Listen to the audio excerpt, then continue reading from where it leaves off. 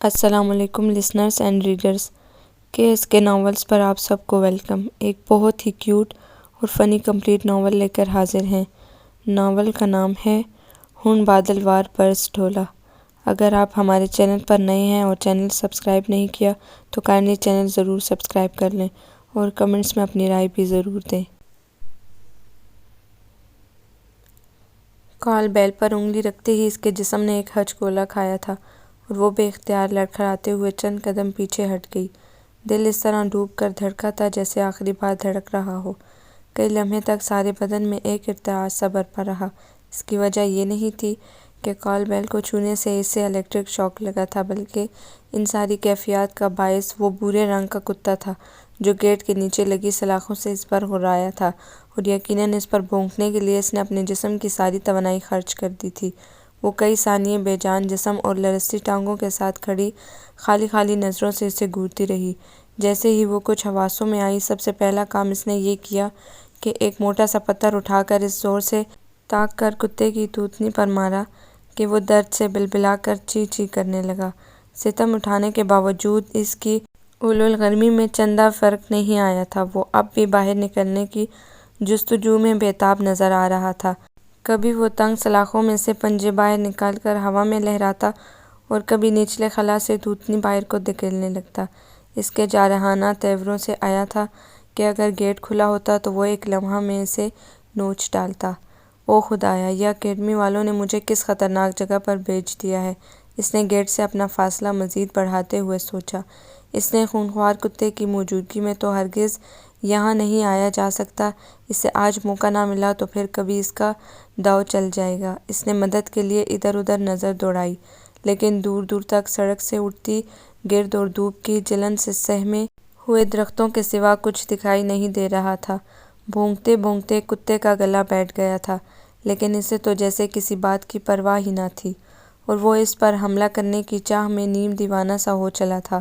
وہ کافی دیر تک چلچلاتی دھوپ میں کھڑی انتظار کرتی رہی کہ شاید گھر کے مکینوں میں سے کوئی اس کی دادرسی کے لیے آ پہنچے، لیکن ان لوگوں کے کان پر تو جیسے جوں تک نہ رینگ رہی تھی۔ حالانکہ اس کے خیال میں کتے کا راگ رنگ ایسا روح فرسا تھا کہ قبروں میں سوئے ہوئے مردوں کو بھی جھنجھوڑ ڈالتا۔ کیسے لاپرواہ لوگ ہیں، گھر میں ہلکائے ہوئے کتے چھوڑ کر خود چین سے بیٹھے ہیں۔ اس نے دوبارہ بیل بجانے کے خیال پر لعنت بھیجتے ہوئے واپسی کے لیے قدم بڑھائے۔ کئی روز کی تگ و دو کے بعد ایک اکیڈمی کے ذریعے اسے یہ ٹیوشن ملی تھی۔ پیسے بھی اچھے مل رہے تھے اور یہ کالونی بھی اس کے گھر سے زیادہ دور نہ تھی، اس لیے اس نے خود گھر آ کر پڑھانے کی حامی بھر لی تھی۔ پہلے وہ کچھ متذبذب تو تھی، لیکن کالج کے اخراج پورے کرنے کے لیے ٹیوشن پڑھانا ناگزیر ہو چکا تھا، اور آج پہلے دن جب وہ مقررہ وقت پر پہنچی تھی تو کتے کے مذموم ارادے آڑے آ گئے تھے۔ وہ سڑک پار کر چکی تھی اور اس گھر سے اس کا فاصلہ خاصا بڑھ گیا تھا، لیکن کتا ابھی تک بدستور بھونک رہا تھا، گو کہ اس کے بھونکنے کی طاقت اب خاصی ماند پڑ چکی تھی، اور وہ تقریباً کھانسنے لگا تھا، لیکن اس کے جنون میں کمی نہیں آئی تھی۔ اس نے جیسے ہی مڑ کر ایک نظر پیچھے ڈالی، کتا بری طرح اچھل کر زور و شور سے واویلے مچانے لگا۔ کتے کے اس توہین آمیز انداز سے اسے پتنگے سے لگا دیے وہ تقریباً دوڑتے ہوئے واپس آئی اور ایک پتھر اٹھا کر اس کا نشانہ لینے لگی۔ کوئی بات نہیں، چاہے یہ ٹیوشن میرے ہاتھ سے چلی جائے، لیکن میں تمہیں زندہ نہیں چھوڑوں گی۔ میں یہیں سے پتھر مار مار کر تمہیں سنسار کر دوں گی۔ میں نے بہت برداشت کر لیا، بےہودگی کی کوئی حد ہوتی ہے۔ اس نے بڑبڑاتے ہوئے پتھر والا ہاتھ بلند کیا ہی تھا کہ اپنے عقب میں کسی کی آواز سن کر چونکنے پر مجبور ہو گئی۔ بلیک جینز اور وائٹ اینڈ بلو لائننگ والی شرٹ میں ملبوس وہ خاصا ہینڈسم سا نوجوان تھا، اور غالباً اسی سے مخاطب تھا، کیونکہ کتا تو شاید اس کا مخاطب نہیں ہو سکتا تھا۔ محترمہ، آپ اس بے بس جانور پر سنگباری کر کے قتل جیسے قبیح فعل کی مرتکب ہونا چاہتی ہیں۔ آپ کس خوشی میں مجھ سے بے تکلف ہو رہے ہیں؟ یہاں سے چلتے پھرتے نظر آئیے، ورنہ میں یہ سنگباری آپ پر بھی کر سکتی ہوں۔ اتنی دیر سے دھوپ کی تندی اور کتے کی ہاہوکار برداشت کر کے وہ سخت جنجلائی ہوئی تھی، اوپر سے اس اجنبی کا انداز تخاطب اسے مزید تپا گیا تھا۔ مجھے خاکسار کو تابش کہتے ہیں، اور میں جانوروں کے لیے اپنے دل میں نہایت نرم گوشہ رکھتا ہوں۔ اس کے لہجے کا نوٹس لیے بغیر وہ ڈٹائی سے گویا ہوا۔ کیا پوچھ سکتا ہوں؟ اس معصوم نے آپ کا کیا بگاڑا ہے؟ معصوم؟ اس نے آنکھیں پھیلاتے ہوئے دہرایا۔ ذرا اس معصوم کو موقع تو دے کر دیکھیے، جب یہ آپ کی لاش بمبوڑ رہا ہوگا تب آپ کو اس کی معصومیت کا صحیح اندازہ ہوگا۔ اور اب اپنا راستہ ناپیے۔ میں ہر ایرے غیرے سے بات چیت نہیں کیا کرتی، وہ تیوریاں چڑھا کر کاٹ کھانے والے لہجے میں بولی۔ میں تو آپ کو یہ بتانے کی کوشش کر رہا تھا کہ اگر آپ اس غریب کو اس قدر ستائیں گی تو یہ گیٹ کے اوپر سے ہائی جمپ کے ذریعے آپ پر حملہ کر دے گا، اور ممکن ہے اب تک یہ ترکیب اس کی سمجھ میں آ چکی ہو۔ آپ مجھے ڈرانے دھمکانے میں وقت ضائع نہ کریں، میں ہر ترکیب سے خود نمٹ سکتی ہوں۔ اس نے لہجے کو حتی المکان پر سکون رکھنے کی کوشش کی، حالانکہ اس دل دہلا دینے والے انکشاف پر اس کے رونگٹے کھڑے ہو گئے تھے، اور وہ غیر محسوس طور پر قدم بقدم پیچھے ہٹنے لگی تھی۔ وہ کچھ دیر تو کھڑا اس کے چہرے کے تنِ نقوش دیکھتا رہا، اور پھر کندھے اچکاتا ایک طرف چل پڑا۔ اسے واپس مڑتا دیکھ کر اس کو ایک خیال سوجا۔ اس نے آواز میں حتی الوسع مٹھاس گھولتے ہوئے اسے پکار لیا۔ بھائی، میرا ایک کام تو کر دیجیے۔ وہ یکبارگی تڑپ کر مڑا تھا۔ بھائی، آپ اتنی بدذوق ہو سکتی ہیں، میں سوچ بھی نہیں سکتا تھا۔ اس آگ برساتے موسم میں آپ کی زبان نے جو شعلہ اگلا ہے، اس نے میری روح کو بھی جھلسا ڈالا ہے۔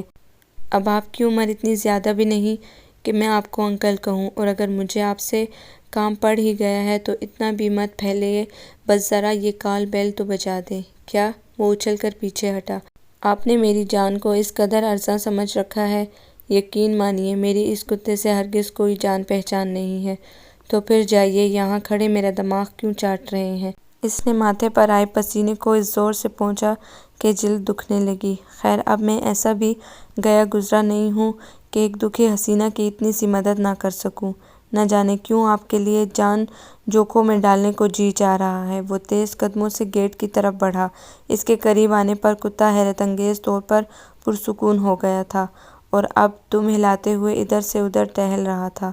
اے نیڈو، چلو بھاگو یہاں سے، اس نے کتے کو پچکارتے ہوئے گیٹ اندر کو دھکیل دیا۔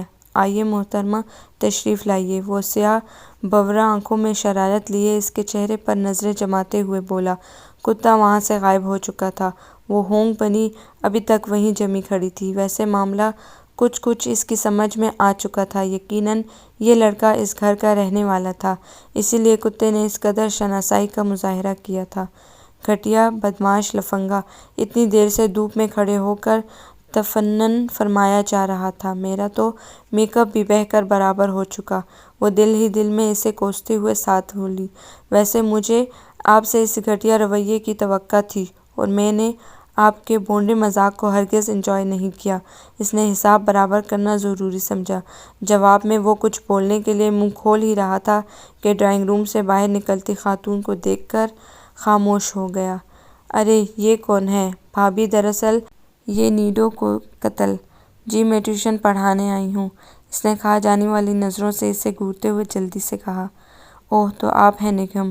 آپ پہلے ہی دن آدھا گھنٹہ لیٹ ہیں، ریسٹ واچ پر نظر ڈالتے ہوئے خاصے روکھے پھیکے لہجے میں کہا گیا۔ اگر آپ اس گھر میں ٹیوشن پڑھانا چاہتی ہیں تو وقت کی پابندی آپ کے لیے لازمی ہوگی۔ بیبی کو 5 بجے قاری صاحب پڑھانے آتے ہیں۔ بہرحال آپ ڈرائنگ روم میں تشریف رکھیے، بیبی وہیں انتظار کر رہی ہیں۔ مجھے دراصل ایک پارٹی میں پہنچنا ہے۔ انشاءاللہ کل آپ سے تفصیلی ملاقات ہوگی۔ وہ اسے کچھ بولنے کا موقع دیے بغیر عجلت میں کہتے ہوئے پورٹیکو میں کھڑی مرسیڈیز کی طرف بڑھ گئی۔ بدذات مغرور عورت! جیسے میں تو اس گھر کی چاکری کرنے کے لیے مری جا رہی ہوں۔ اس نے نخوت سے ہنکارہ بھر کر ڈرائنگ روم کا رخ کیا۔ کمرے میں داخل ہوتے ہی خنک ہوا کا جھونکا چہرے سے ٹکرایا تھا۔ اے سی کی ٹھنڈک سے رچے بسے اس کمرے میں آنے کے بعد اسے حقیقی معنوں میں دوزخ اور جنت کا فرق معلوم ہو رہا تھا۔ سامنے صوفے پر ایک 5-6 سال کی دبلی پتلی بچی بیٹھی تھی اور اس کی طرف دیکھ رہی تھی۔ کیا آپ میری ٹیوٹر ہیں؟ وہ آگے بڑھ کر اس کے پاس ہی صوفے پر بیٹھ گئی۔ جی، میں آج سے آپ کو پڑھایا کروں گی، وہ خاصے شگفتہ لہجے میں بولی تھی، اور اسے خود اپنے لہجے پر حیرت ہو رہی تھی۔ شاید کمرے کی پرسکون مہکتی خنک فضا نے اس کے حواس پر اچھے اثرات مرتب کیے تھے۔ آپ کا نام کیا ہے؟ الغایہ۔ کیا کہا؟ الگایا؟ اس نے اس نامانوس سے نام کو زیر لب دہراتے ہوئے بچی کی طرف غور سے دیکھا۔ اسے تو اس باریک سی بچی میں گائے والی کوئی خصوصیات نظر نہیں آ رہی تھی۔ آج کل والدین بھی بچوں کے کیسے عجیب و غریب نام رکھنے لگے ہیں۔ خیر میری بلا سے الگایا چھوڑ، الپینسا رکھ لیں۔ وہ سر جھٹکتے ہوئے بچی کی طرف متوجہ ہوئی جو بڑے شدت و مد سے نفی میں سر ہلا رہی تھی۔ الگایا نہیں الغایا، اس نے تلفظ پر پورا زور لگا دیا تھا۔ اس سے بھی کچھ خاص فرق نہیں پڑا۔ وہ بڑبڑائی، آنٹی کون سی بک نکالوں؟ کیا میں تمہیں آنٹی نظر آ رہی ہوں؟ اس کا والیوم خاصا لاؤڈ ہو گیا تھا۔ میرا مطلب ہے ٹیچر کو آنٹی تو نہیں بولتے، آپ مجھے مس کہہ لیں۔ دوسرے ہی لمحے اس نے شگفتگی کا لبادہ اوڑھ لیا۔ پہلا ہی دن تھا اور بچی کو خوفزدہ کرنا کچھ مناسب نہ تھا۔ اچھا آپ اردو کی کاپی نکالیں، پہلے میں آپ کا اردو کا ٹیسٹ لوں گی۔ انگلش میڈیم اسکولز میں پڑھنے والے بچوں کی اردو ہمیشہ ویک ہوتی ہے۔ اس نے الغایا کو جملہ بنانے کے لیے کچھ الفاظ لکھوا دیے اور خود گھر والوں کو صلواتیں سنانے لگی جنہوں نے ابھی تک اسے پانی کا بھی نہیں پوچھا تھا، اور وہ نیم مسخرہ سا نوجوان بھی کہیں غائب ہو چکا تھا۔ یہ لیجئے مس آنٹی، لائم جوس پی کر دماغ کے کھلاؤ کو کم کیجئے۔ وہ اچانک ہی کہیں سے نمودار ہوا تھا، شاید دوسری طرف کے دروازے سے اندر آیا تھا اور یقیناً چھپ کر باتیں بھی سن رہا تھا، ورنہ آنٹی اور مس والا تذکرہ کیوں کرتا؟ اس نے ماتھے پر بل ڈالتے ہوئے ایک ادائی بے نیازی سے گلاس ٹرے سے اٹھانا چاہا تو اس نے ایک جھٹکے سے ٹرے پرے کر دی۔ آپ تو ایسے جوس پر ٹوٹ پڑی ہیں جیسے زندگی میں پہلی بار آپ کے ساتھ ایسا اتفاق ہو رہا ہو۔ نگم کا ہاتھ ابھی تک فضا میں معلق تھا اور خفت کے مارے پیشانی عرقآلود ہو گئی تھی۔ میں نے گلاس کی طرف ہاتھ بڑھایا ہی کیوں؟ وہ نظریں جھکا کر خود کو لعن طعن کرنے لگی، شرمندگی سے زمین پہ گڑی جا رہی تھی۔ اوپر سے الغایا نے نہایت خباثت کا مظاہرہ کرتے ہوئے ہنسنا شروع کر دیا تھا۔ یا خدا، اسے اٹھا لے، یا وہ سوچتے سوچتے رک گئی، یا اسے ہی اٹھا لے۔ اس نے فیصلہ کیا تھا کہ جب تک وہ کمرے میں رہے گا اس کی طرف نہیں دیکھے گی۔ ارے خواہ مخواہ شرمانے کی ضرورت نہیں ہے، بے خطر سارا گلاس چڑھا جائیے، آپ سے کوئی نہیں چھینے گا۔ وہ بڑی فرصت سے عین اس کے سامنے صوفے پر براجمان ہو چکا تھا۔ جوس کا گلاس سینٹر ٹیبل پر رکھا ہوا تھا، اس کی نظروں کے فوکس میں تھا اور مسلسل اسے ترغیب دے رہا تھا۔ پیاس سے حلق میں کانٹے سے چبھ رہے تھے، لیکن انا کا تقاضا تھا کہ وہ پیاس سے جان بلب ہو جائے لیکن جوس کو پینے کا گمراہ کن تصور بھی اپنے ذہن میں نہ لائے۔ وہ براہ راست تابش کی طرف دیکھنے سے اعتراض برت رہی تھی، لیکن اسے احساس تھا کہ وہ مسلسل اسے ہی گھورے جا رہا ہے۔ کیا یہ اس طرح سر پر سوار رہے گا؟ اس نے گلس کر سوچا اور اس کی طرف سے قدرے رخ موڑ کر بیٹھ گئی۔ مس میں نے جملے بنا لیے ہیں، آپ انہیں چیک کر کے مجھے اسٹار ضرور دیجئے گا۔ الغایا نے کاپی اس کی طرف بڑھائی۔ پہلا جملہ پڑھتے ہی اس کے 14 طبق روشن ہو گئے۔ علی نے عید پر سفید کرتا پہنا۔ ہائے یہ کیا لکھا ہے؟ اوہ آپ کو پڑھنا نہیں آتا؟ وہ تعصب کا اظہار کرتے ہوئے اس کے قریب کھسک آئی۔ کوئی بات نہیں، میں آپ کو پڑھنا سکھا دوں گی۔ خاموش بیٹھو اور مجھے چیک کرنے دو، اس نے قدرے سخت لہجے میں کہا۔ تابش کی موجودگی اسے سخت خوف میں مبتلا کر رہی تھی۔ اگلا جملہ پہلے سے بھی بڑھ کر تھا۔ بیچاری بڑھیا لڑکیاں بیچ کر گزارا کرتی تھی۔ کیسی مجرمانہ سوچ ہے اس چھوٹی سی بچی کی۔ اس نے جان بوجھ کر کاپی جوس کے گلاس پر پٹک دی۔ گلاس اس دھچکے کو سہار نہ سکا تھا اور الٹ کر ایک چھناکے سے نیچے جا گرا۔ تابش جوس کے چھینٹوں سے بچنے کے لیے اچھل کر کھڑا ہو گیا۔ ارے آپ نے تو پہلے ہی دن ہمارے گھر میں توڑ پھوڑ شروع کر دی، مانا آپ پہلی دفعہ مہذب دنیا میں آئی ہیں، لیکن اب آپ کو پرانے طور طریقے چھوڑ دینے چاہیے۔ آپ خود ہوں گے جنگلی۔ اس کے صبر کا پیمانہ اب چھلک رہا تھا۔ میں نے آپ کو جنگلی کب کہا؟ اگر آپ خود ایسا سمجھتی ہیں تو یہ آپ کی خود شناسی کی دلیل ہے۔ وہ مسکراتے ہوئے مسلسل طنز پر طنز کیے جا رہا تھا۔ آپ یہاں سے جاتے ہیں یا میں آپ کو دھکے دے کر نکالوں؟ غصے کے مارے اس کی گردن کی رگیں ابھر آئیں۔ خوب، یعنی اب میرے گھر میں مجھے کو دھکے دیے جائیں گے؟ ٹیچر آپ نے مجھے اسٹار تو دیا ہی نہیں۔ الغایا اب تک اپنی کاپی میں کسی متوقع اسٹار کو ڈھونڈ رہی تھی اور شاید اس لیے خاموش تھی۔ تمہیں تو اس شاندار کارکردگی پر ستارہ جرت سے نوازنا چاہیے۔ میں جا رہی ہوں، اور اگر تم اور وہ کتا اس گھر میں مستقل رہتے ہو تو شاید میں الغایہ کو نہ پڑھا سکوں۔ وہ دروازہ ایک دھماکے سے بند کر کے باہر نکل آئی۔ باہر نکلتے ہی لو کے تپیڑے نے اس کا استقبال کیا تھا۔ شاید پیاس، جان لیوا گرمی اور اس قدر توہین کا احساس اسے تو رونا آ رہا تھا، لیکن سامنے دیکھتے ہی اسے حقیقتاً رونا آ گیا۔ نیڈو آنکھوں میں عجیب وحشیانہ چمک لیے نپے تلے قدموں سے اسی کی طرف بڑھ رہا تھا۔ خوف سے اس کا دل اچھل کر حلق میں آ گیا۔ یا اللہ، مجھے اس موجز سے بچا لینا۔ اس نے خشک ہونٹوں پر زبان پھیرتے ہوئے پیچھے مڑ کر دیکھا۔ تابش ڈرائنگ روم کے دروازے پر کھڑا اس کی کیفیت سے محظوظ ہو رہا تھا۔ اگر اس کتے نے مجھ پر حملہ کیا تو میں تمہاری تکہ بوٹی کر دوں گی۔ میں اس کے گھر کی اینٹ سے اینٹ بجا دوں گی۔ خوف سے اس کی زبان میں لکنت آ گئی تھی اور جو الا بلا منہ میں آ رہا تھا بولے جا رہی تھی۔ میں تم سب کو دیکھ لوں گی۔ تابش کی مسکراہٹ اور سکون میں سرمو فرق نہ آیا۔ آپ خود ماشاءاللہ اتنی باوصف ہیں، یہ بیچارہ آپ کے سامنے کیا حیثیت رکھتا ہے؟ اس کی طرف سے کٹھور پن کی انتہا پر نگم کی ٹانکوں کی لرزش میں اضافہ ہو گیا۔ نیڈو کی اس سے قربت خطرناک حد تک بڑھ چکی تھی اور اس کے حلق سے نکلنے والی خراہٹیں اسے جی جان سے لرزا رہی تھی۔ الغایہ، اس نے گھگھیاتے ہوئے پکارا۔ کتے نے یکدم اس کی طرف چھلانگ لگا دی۔ بس پھر کیا تھا، اس نے آنکھیں بند کر کے دل خراش چیخوں کا تانتا باندھ دیا۔ کیا ہوا مس؟ الغایہ اس کا ہاتھ پکڑ کر ہلا رہی تھی۔ آپ رو کیوں رہی ہیں؟ اس نے ڈرتے ڈرتے آنکھیں کھولیں تو نیڈو کو تابش کے قدموں میں لوٹتے دیکھ کر اس کا جی چاہا کہ زمین پھٹے اور وہ اس میں سما جائے، لیکن اس وہ سے مراد وہ تھا جو منہ پھاڑ کر یوں کہہ کے لگا رہا تھا جیسے کوئی میدان مار لیا ہو۔ اس نے قہر آلود نظروں سے اسے دیکھتے ہوئے الغایہ سے ہاتھ چھڑا لیا اور تقریباً بھاگتے ہوئے گیٹ سے باہر نکل آئی۔ تابش نے گیٹ تک اس کا تعاقب کیا تھا۔ کل آپ کس وقت آئیں گی؟ دیکھیے ذرا جلدی آ جائیے گا، کہیں بھابھی آپ کو نکال کر کوئی نئی ملازمہ نہ رکھ لیں۔ وہ اپنے گھر تک اسے انواع اقسام کی نازیبا ناموں سے یاد کرتی ہوئی آئی تھی۔ آج کا دن اس قدر منحوس ثابت ہوگا، اگر اسے علم ہوتا تو کبھی گھر سے قدم باہر نہ دھرتی۔ اتنے صدمات اٹھانے کے بعد ایک اور حادثہ اس کا منتظر تھا۔ ویگن میں اسے پچھلے حصے میں بیٹھنے کی جگہ ملی تھی۔ بے طرح پیاس اور اعصاب شکن تذلیل نے اس کی رگ رگ میں کھچاوٹ پیدا کر دی تھی۔ وہ اپنے ہی سوچوں میں غلطاں تھی کہ کنڈکٹر کی آواز نے اسے چونکا دیا۔ وہ اس سے کرائے کے پیسے مانگ رہا تھا۔ اس نے گود میں رکھے پرس کو ٹٹولا اور یہ جان کر اسے اپنی سانس رکتی ہوئی محسوس ہوئی کہ وہ عجلت اور غصے میں اپنا پرس الغایہ کے گھر ہی چھوڑ آئی تھی اور اس وقت اس کے پاس ایک دھیلا بھی موجود نہ تھا۔ وہ کنڈکٹر کی پھیلی ہوئی ہتھیلی پر نظریں گاڑے آنکھوں میں آنے والے آنسوؤں کو واپس دھکیلنے کی کوشش میں گمسم سی بیٹھی رہی۔ کنڈکٹر نے بھی شاید اس کی پریشانی کو بھانپ لیا تھا۔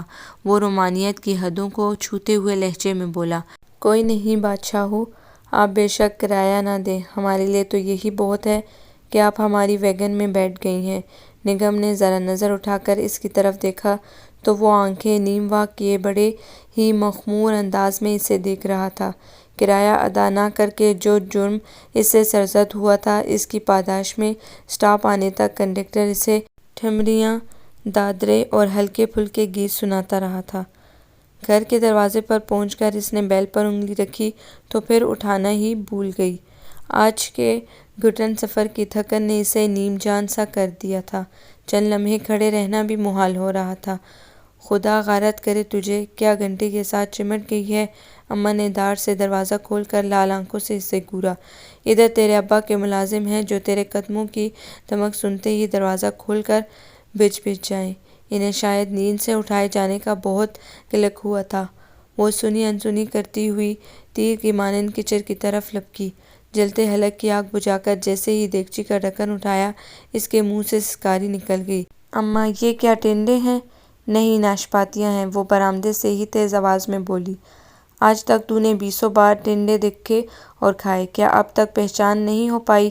اس نے ٹنڈوں کو نہایت حقارت سے دے کر ڈھکن زور سے پٹک دیا اور کچن کے دروازے کی طرف مڑ گئی، لیکن دروازے کے پاس پہنچ کر ایک دم پلٹی۔ واپس آ کر دوبارہ ڈھکن اٹھایا اور ٹنڈوں کو نکال کر پلیٹ میں پٹکنے لگی۔ پیٹ کے دوزخ کی حد سے بڑھی ہوئی طلب نے اسے ایسا کرنے پر مجبور کر دیا تھا، ورنہ وہ کبھی ٹنڈوں سے سمجھوتا نہ کرتی۔ وہ ٹنڈوں کو یوں چبا چبا کر کھا رہی تھی جیسے تابش کا نرخرا چبا رہی ہو۔ یہ خیال اس کی جھنجھلاہٹ اور کوفت میں اضافے کا باعث تھا کہ کل اسے پھر اس گھر میں جانا تھا جہاں اس ذلیل تابش کی وجہ سے وہ بے تحاشا شرمندگی اٹھا چکی تھی۔ حالانکہ وہ تو یہ ٹھان کر وہاں سے نکلی تھی کہ دوبارہ ادھر کا رخ نہیں کرے گی، لیکن پرس کے وہاں رہ جانے کے باعث دوبارہ جانا ازحد ضروری ہو گیا تھا۔ اس گھر کے بارے میں تو کچھ پتا جہاں تو پڑھانے گئی تھی، کیسے لوگ ہیں، کیسا رہن سہن ہے۔ اماں کچن میں آ کر اس کے سامنے موڑے پہ بیٹھ گئی۔ وہ مختصر انہیں بتانے لگی، لیکن جان بوجھ کر تابش والا قصہ گول کر گئی۔ وہ اس واقعے کا ذکر کر کے مزید بدمزگی پیدا نہیں کرنا چاہتی تھی۔ چلو پھر تو ٹھیک ہے، کوئی خاص مشقت بھی نہیں اور اچھے بھلے روپے بھی مل رہے ہیں تو 2-4 اور گھروں کے بچے بھی پڑھا دیا کر۔ ہاں یاد آیا، کل زینی کا اردو کا پرچہ ہے، اسے تو ذرا تیاری کرواتے۔ اس کی ماں تو ابھی مرگ والے گھر سے لوٹی نہیں اور بیچاری بچی صبح سے قاعدہ لے کر بیٹھی تیری راہ تک رہی ہے۔ کیا؟ اس کے ہاتھ سے نوالا چھوٹ گیا۔ بس بس، اب یہ نہ کہنا کہ میں ہل جوت کے لوٹی ہوں، تھکن سے برا حال ہے۔ ابھی سے بچی کو پڑھانے بیٹھ جا، شام ہونے کو آئی ہے۔ اماں اٹھ کر باہر چلی گئیں۔ زینی اس کے تاثرات دیکھتے ہی خوف سے سمٹ گئی تھی۔ لاؤ کہاں ہے قاعدہ؟ وہ پھاڑ کھانے والے لہجے میں داڑھی۔ سہمی ہوئی بچی نے جلدی سے قاعدہ اس کی جولی میں پھینک دیا۔ کیا ہاتھ ٹوٹے ہوئے ہیں؟ لہسو پنجو کھیلتے ہوئے تو کبھی نہیں ڈولی۔ صبح سے اس کے ذہن میں لاوا سپک رہا تھا جو کسی طرح باہر کا راستہ چاہتا تھا۔ اب زینی کی صورت میں ایک آسان ہدف اسے مل چکا تھا اور جھنجھلاہٹ نے اس کے سوچنے سمجھنے کی صلاحیتیں مفقود کر دی تھیں۔ چند ہی لمحوں میں کمرہ ایک پرائیویٹ عقوبت خانے کا منظر پیش کرنے لگا۔ میم الف ماں رے ساکن مار، میم الف مو رے مور، زینی خوف سے مغلوب آواز میں منمنائی تھی۔ میم الف مار رے ساکن مار۔ اس نے زینی کی کمر میں دھموکا جھڑ دیا۔ یہ ہوتی ہے مار۔ میم الف ماں رے الف را، مارا، ایسے مارا جاتا ہے۔ دوسرے وار سے زینی اڑتی ہوئی زمین پر آ رہی تھی۔ نگہم پر تو وحشت سوار ہو چکی تھی۔ اس نے زینی کو دھنک کر رکھ دیا۔ چیخو پکار کی آواز سن کر اماں دوڑتی ہوئی اندر آئیں تو یہ دیکھ کر ان کا کلیجہ دہل گیا کہ زینی کو پہچاننا خاصا مشکل امر ہو چکا تھا۔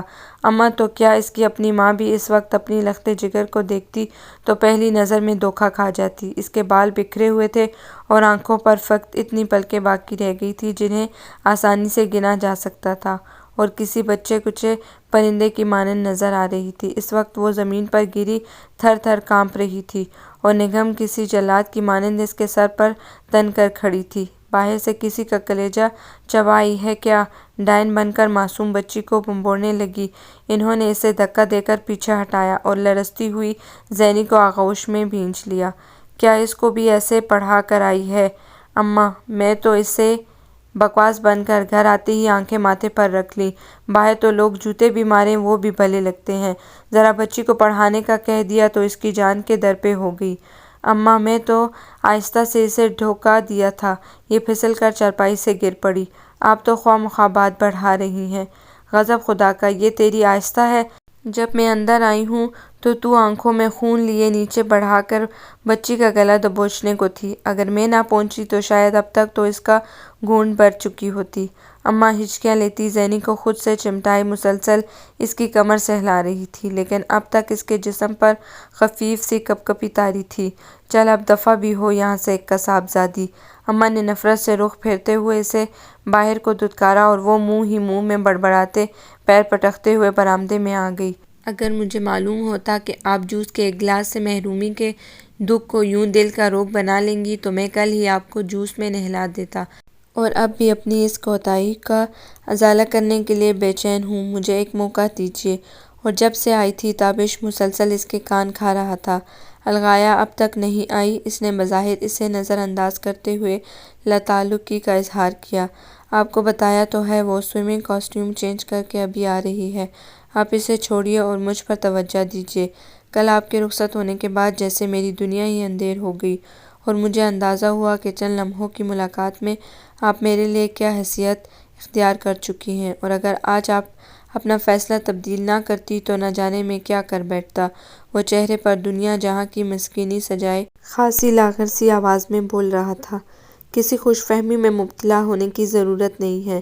یہ تو آپ کی بھابھی جان کی منت سماجت سے پسیج کر میں نے یہاں ٹیوشن پڑھانے کا فیصلہ کیا ہے، ورنہ میرے فیصلے کی تبدیلی میں آپ کی ذات کا کوئی عمل دخل نہیں ہے۔ اس نے وضاحت کرنا ضروری سمجھا۔ اور یقیناً کچھ دیر بعد آپ نہایت ہی گھسے پٹے الفاظ میں مجھ سے پہلی نظر میں محبت کا دعویٰ کرنا چاہ رہے ہوں گے۔ اگر آپ ایسی کوئی تکلیف محسوس کر رہے ہیں تو میں آپ پر واضح کر دوں کہ مجھے آپ کی اوٹ پٹانگ شخصیت سے ہرگز کوئی دلچسپی نہیں ہے۔ میں نے آپ کی کل والی بدتمیزی کو نظر انداز کر دیا ہے، اسے ہی بہت سمجھیے اور آپ یہاں سے تشریف لے جائیے، کیونکہ مجھ میں آپ کو مزید برداشت کرنے کی ہمت نہیں رہی۔ بھائی اعظم جلدی سے آؤ، اس نے جیسے کوئی بات سنی ہی نہ تھی۔ اس کے پکارنے پر ایک آدمی جو حلیے سے خانسامہ لگ رہا تھا ٹرالی دھکیلتا ہوا اندر چلا گیا۔ ٹھیک ہے تم جاؤ۔ یہ دیکھیے مس نگم، میری بے قراری کا اندازہ لگائیے۔ میں نے آپ کے لیے کیا کیا اہتمام کیا ہے۔ بس اتنی سی التجا ہے کہ آپ پرانی باتوں کو بھول جائیں۔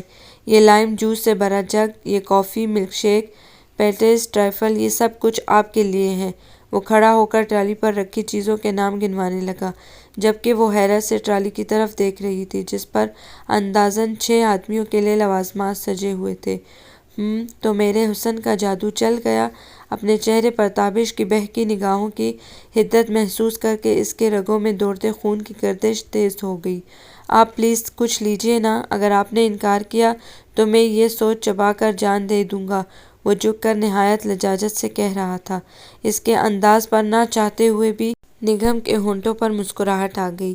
اس کی مسکراہٹ کو رضامندی سے تعبیر کرتے ہوئے تابش نے فوراً ملک شیک کا گلاس اٹھا کر بڑی عاجزی سے اس کی طرف بڑھایا، لیکن وہ خاموش بیٹھی اسے دیکھتی رہی، ہاتھ بڑھانے سے جھجک رہی تھی، کیونکہ اس سے کچھ بعید نہیں تھا کہ کل والی حرکت آج بھی دہرا دیتا۔ اچھا تو آپ ابھی تک خفا ہیں، اس کا مطلب ہے آپ مجھے زندہ نہیں دیکھنا چاہتی۔ پلیز ایسا ظلم نہ کریں، اس نے کربناک لہجے میں کہتے ہوئے گلاس اس سے اس قدر قریب کر دیا کہ مجبوراً اسے ہاتھ بڑھا کر گلاس تھامنا پڑا، کیونکہ تابش نے گلاس کو اس حد تک ترچھا کر دیا تھا کہ اگر وہ نہ پکڑتی تو ملک شیک لازماً اس کے کپڑوں پر چھلک جاتا۔ اسے ملک شیک پیتے دیکھ کر تابش اطمینان کی طویل سانس خارج کرتے ہوئے صوفے پر بیٹھ گیا۔ کل نیڈو نے آپ کے ساتھ بہت بدتمیزی کی، اس کی گستاخی پر میرا تو خون کھول رہا تھا، اس لیے میں نے اسے ٹھیک ٹھاک سزا دی ہے۔ وہ کیسے؟ وہ بے اختیار پوچھ بیٹھی۔ میں نے اس کا 2 وقت کا دودھ بند کر کے اس سے آپ کے لیے ملک شیک تیار کروا دیا ہے۔ کیا؟ اس کے گلاس والے ہاتھ میں لرزش آ گئی۔ جی ہاں، وہ دودھ پینے کے لیے برتن میں تھوتنی گھسائے بیٹھا تھا کہ میں نے اس کے منہ پر چانٹا رسید کیا اور دودھ ضبط کر کے بٹلر کو دے دیا تاکہ آپ کے لیے شاندار ملک شیک بنا دیا جائے۔ نگم کو اس زور سے کھانسی آئی کہ سانس الٹنے لگا۔ وہ اس کی شان میں خاصا طویل قصیدہ کہنا چاہتی تھی، لیکن اچھو لگ جانے کے باعث محض بیہودہ اور کمینہ ہی کہہ پائی۔ وہ اس کی دگرگوں حالت پر فاتحانہ کہہ کے بکھیرتا رخصت ہو گیا تھا۔ میں اتنی بے وقوف ہو سکتی ہوں، مجھے یقین نہیں آ رہا، اس نے بال مٹھی میں جکڑے ہوئے سلگ کر سوچا۔ نگم آپ ٹھیک تو ہیں؟ مسز فا کے انوار الغائیہ کو ساتھ لیے اندر آئیں تو اس کا متغیر چہرہ دیکھ کر فکرمند سے انداز میں پوچھنے لگی۔ جی میں بالکل ٹھیک ہوں، اس نے بمشکل لہجے کو نارمل رکھتے ہوئے جواب دیا۔ چلو الغائیہ، ٹیچر کو سلیبس پیپر نکال کر دکھاؤ۔ اوہ، یہ تو تابش نے آپ کے لیے اچھی خاصی ضیافت کا اہتمام کر ڈالا۔ ٹرالی پر سجی بے شمار چیزوں کو دیکھ کر ان کے ہونٹوں پر مسکراہٹ بکھر گئی تھی۔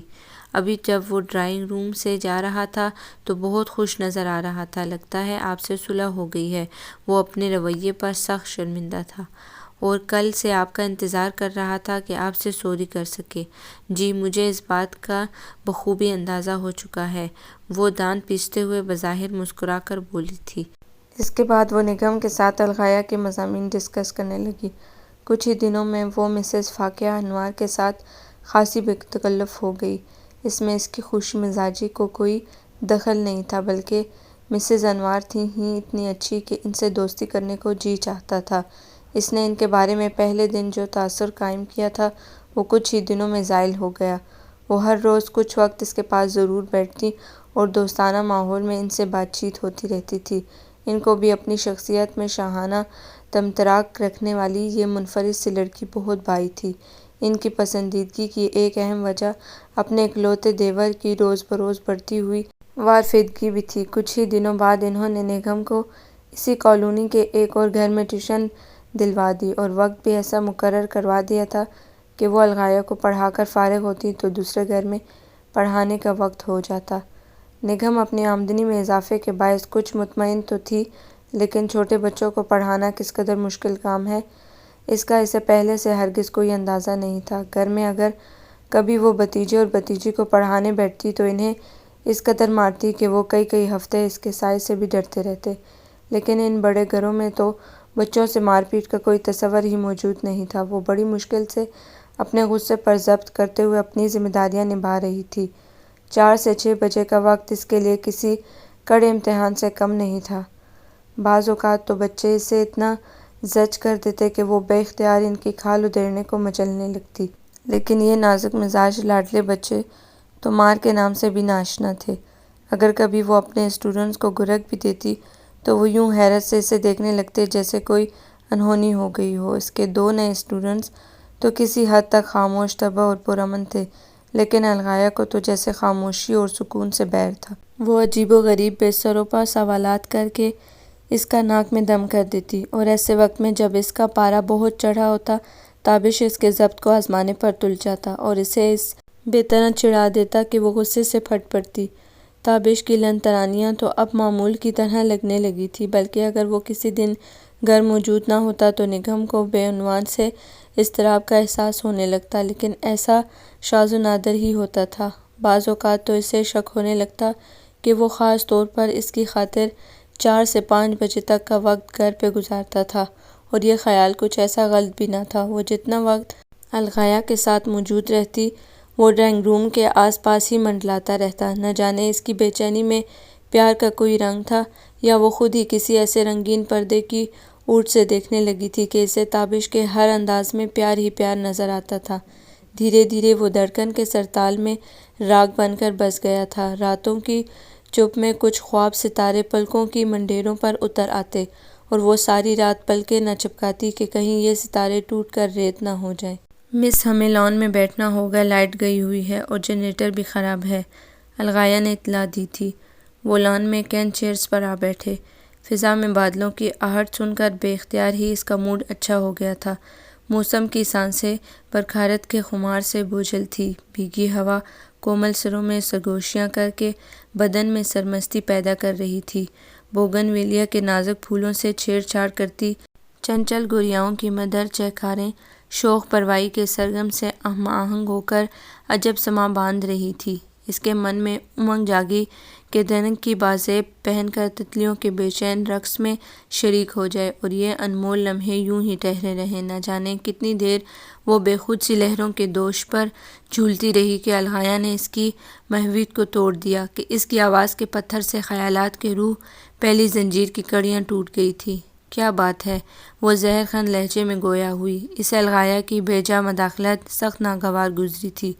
مس، آپ مجھے اس تتلی جیسی لگتی ہیں۔ اس نے انگلی سے ایک بے حد شوخ رنگوں والی بڑی سی تتلی کی طرف اشارہ کیا، جو ابھی ان کے قریب سے ایک نیچی اڑان بھر کر گزری تھی اور اب دیوار سے لپٹی عشق پیچاں کے سبز لمس کو محسوس کرنے کی جستجو میں اس کا رنگین بدن مسلسل ہلکورے لے رہا تھا۔ الغا کی بات سن کر اس نے پہلے تتلی اور الغا کو گھورا۔ بڑے افسوس کی بات ہے الغا کہ اپنی ٹیچر تمہیں کیڑے مکوڑوں جیسی لگتی ہیں۔ آپ ناراض کیوں ہو رہی ہیں؟ کیا میری بات اچھی نہیں تھی؟ بالکل اچھی نہیں تھی، بلکہ بہت بری تھی۔ کیا تمہیں میری 6 ٹانگیں، 2 پر اور میرے سر پر 2 اینٹینے نظر آ رہے ہیں؟ اس نے تند آواز میں پوچھا۔ نہیں تو، الغا کچھ نہ سمجھنے والے انداز میں سر ہلانے لگی۔ تو پھر میں تتلی کیسے ہو گئی؟ تتلی بننے کے لیے یہ ساری خصوصیات ضروری ہیں جو ابھی میں نے گنوائی ہیں، اور اب مزید کوئی بے تکی بات مت کرنا، خاموشی سے اپنا ہوم ورک کرو۔ اس نے کرسی کی پشت سے سر ٹکاتے ہوئے تنبیہ کی، لیکن وہ الغا ہی کیا جو خاموش بیٹھ جائے۔ وہ وقفے وقفے سے کسی نئی گتھی میں الجھ جاتی اور اس کے سلجھاؤ کے لیے نگم کے سر ہو جاتی۔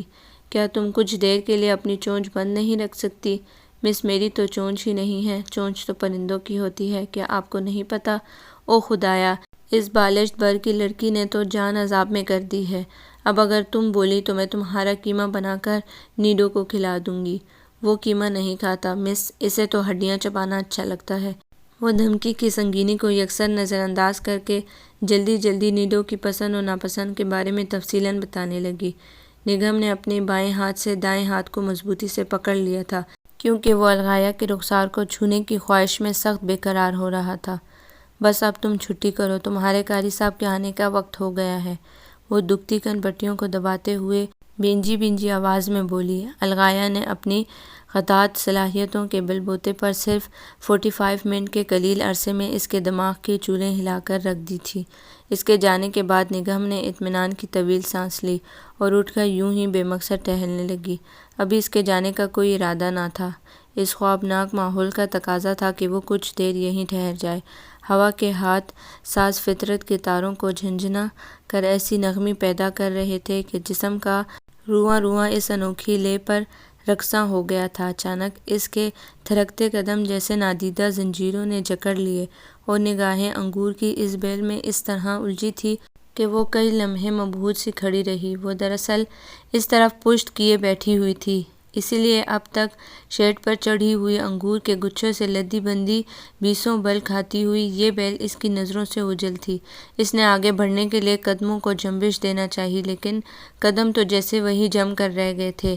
رس ٹپکاتے سبز انگوروں کی کھلی ترکیب کو نظر انداز کر دینا اس کے بس سے باہر تھا۔ بیچارے انگور کیسے توتیاں لٹکائے ترس رہے ہیں کہ کوئی ان کو پیار سے نوچ کسوٹ کر ان کا مقصد حیات پورا کر دے، اور اپنی استطاعت سے بڑھ کر بوجھ سنبھالے ہوئے یہ تھکن سے چور بیل کیسے مسکین لگ رہی ہے۔ وہ انگوروں کی بیل کا دکھ اپنے دل میں محسوس کر رہی تھی۔ اس گھر کے لوگوں کی بے حسی تو انتہا کو پہنچی ہوئی ہے، اور اگر میں یہ کام کروں گی تو اسے ایک نہایت ہی نامناسب نام دیا جائے گا۔ شیڈ کے نیچے کرسی رکھتے ہوئے اس کے ذہن میں چوری کا لفظ لہرایا تو ایک لمحے کے لیے اس کے دل کی دھڑکن تیز ہو گئی۔ استاد تو قوم کا معمار ہوتا ہے، اور ایک معمار باغ اجاڑنے جیسی تخریب کاری کا مرتکب کیسے ہو سکتا ہے؟ استاد کے رتبے اور کردار کے متعلق مختلف اقوال زریں کی ایک طویل فہرست اس کی نظروں کے سامنے مرتب ہونے لگی۔ یہ سارے اقوال تو استاد کے بارے میں ہیں، جبکہ میں تو استانی ہوں۔ اس نے ایک نہایت مضبوط دلیل سے سارے اندیشوں کے پرخچے اڑا دیے۔ کمر کے گرد دوپٹے کو گانٹھ دے کر اس نے سوچوں کی بندش کا اہتمام بھی کر دیا تھا۔ کرسی پر قدم رکھنے سے پہلے اس نے آخری دفعہ ادھر ادھر دیکھ کر اچھی طرح اطمینان کیا تھا۔ اس نے ایک ایسے عمر رسیدہ گچھے کا انتخاب کیا جو اس کے خیال میں زندگی کا بوجھ اٹھانے کے قابل نہیں رہا تھا، اور ابھی اس کی مشکل آسان کر ہی رہی تھی کہ اعصاب کو جھنجھوڑ دینے والی آواز نے اس کے جسم کی ڈولتی ناؤ کو بھنور کے سپرد کر دیا۔ خاصی دیر تک تو اسے خود پر بیتنے والے سانحے کی نوعیت سمجھ ہی نہ آ سکی۔ بس ایسا لگا تھا جیسے زمین و آسمان ڈولنے لگے ہوں۔ شاید اس نے بیل کے نازک سہارے کو تھامنے کے لیے تگ و دو بھی کی تھی، جس کے نتیجے میں وہ ہرما نصیب بھی اس کے ساتھ ہی شکستگی سے ہمکنار ہو چکی تھی۔ درد کی ٹیسوں نے دماغ پر چھائے اندھیرے پر غلبہ پایا تو اس نے دھندلائی آنکھوں سے اپنے قریب تابش کو نیڈو کی زنجیر تھامے ہوئے کھڑے دیکھا۔ حلق سے نکلتی کراہوں کا گلا گھونٹتے ہوئے لرزتے وجود کے ساتھ اٹھنے کی کوشش میں وہ بری طرح ڈگمگا گئی تھی۔ پہلی بار اسے احساس ہوا کہ درد کا منبع اس کا بایاں ٹخنا تھا، اور درد کی شدت سے یہ اندازہ لگانا مشکل نہیں تھا کہ اگر ہڈی نہیں ٹوٹی تھی تو بھی کم از کم زبردست موچ ضرور آ چکی تھی۔ تو آپ ڈکیتی کی واردات کر رہی تھی؟ اچھا ہوا جو میں وقت پر پہنچ گیا، ورنہ آپ نے تو ہمیں اچھا خاصا جھٹکا لگا دیا تھا۔ تابش کی شوخ آواز اس کی سماعتوں سے ٹکرائی۔ جواب میں اس نے کچھ بولنا چاہا، لیکن آنسوؤں سے رندے ہوئے گلے سے آواز ہی نہ نکل سکی تھی۔ وہ بڑی مشکل سے دیوار کا سہارا لے کر کھڑی تھی۔ پیر پر ہلکا سا دباؤ بھی ناقابل برداشت اذیت کا باعث تھا۔ ارے آپ تو مجھے یوں گور گور کر دیکھ رہی ہیں جیسے مجرم آپ نہیں میں ہوں، حالانکہ آپ صحت جرم سے انکار کرنے کی پوزیشن میں ہرگز نہیں ہیں۔ مال مسروقہ اس وقت آپ کے ہاتھ میں لٹک رہا ہے۔ اس نے انگوروں کے گچھے کی طرف اشارہ کیا جو ابھی تک اس کی مٹھی میں بنچا ہوا تھا۔ حالت سے بے حال ہوتے ہوئے اس نے جلدی سے گچھے کو نیچے پھینک دیا اور آنکھوں سے امڑنے والے آنسوؤں کو روکنے کے لیے بری طرح ہونٹ کچلتے ہوئے زمین پر نظریں جمائے کھڑی رہی۔ تو اس کا مطلب ہے آپ یوں نہیں مانیں گی؟ چلیے میں آپ کو لے جا کر پولیس اسٹیشن میں جمع کروا دوں۔ وہ اس کی کیفیت سے بے خبر اپنی ترنگ میں کہے جا رہا تھا۔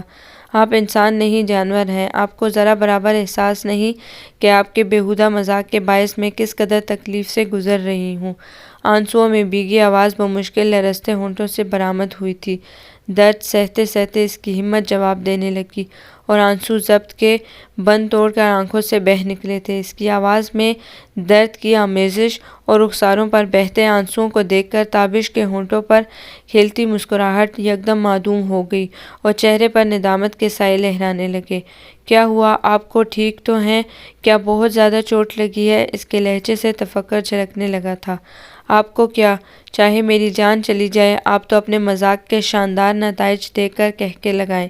اس نے بے دردی سے آنکھیں رگڑتے ہوئے جانے کے لیے قدم بڑھائے تو پیر کی دکھن کے باعث بری طرح لہرا کر رہ گئی۔ اس کی چال میں لڑکھڑاہٹ دے کر تابش جلدی سے آگے بڑھا۔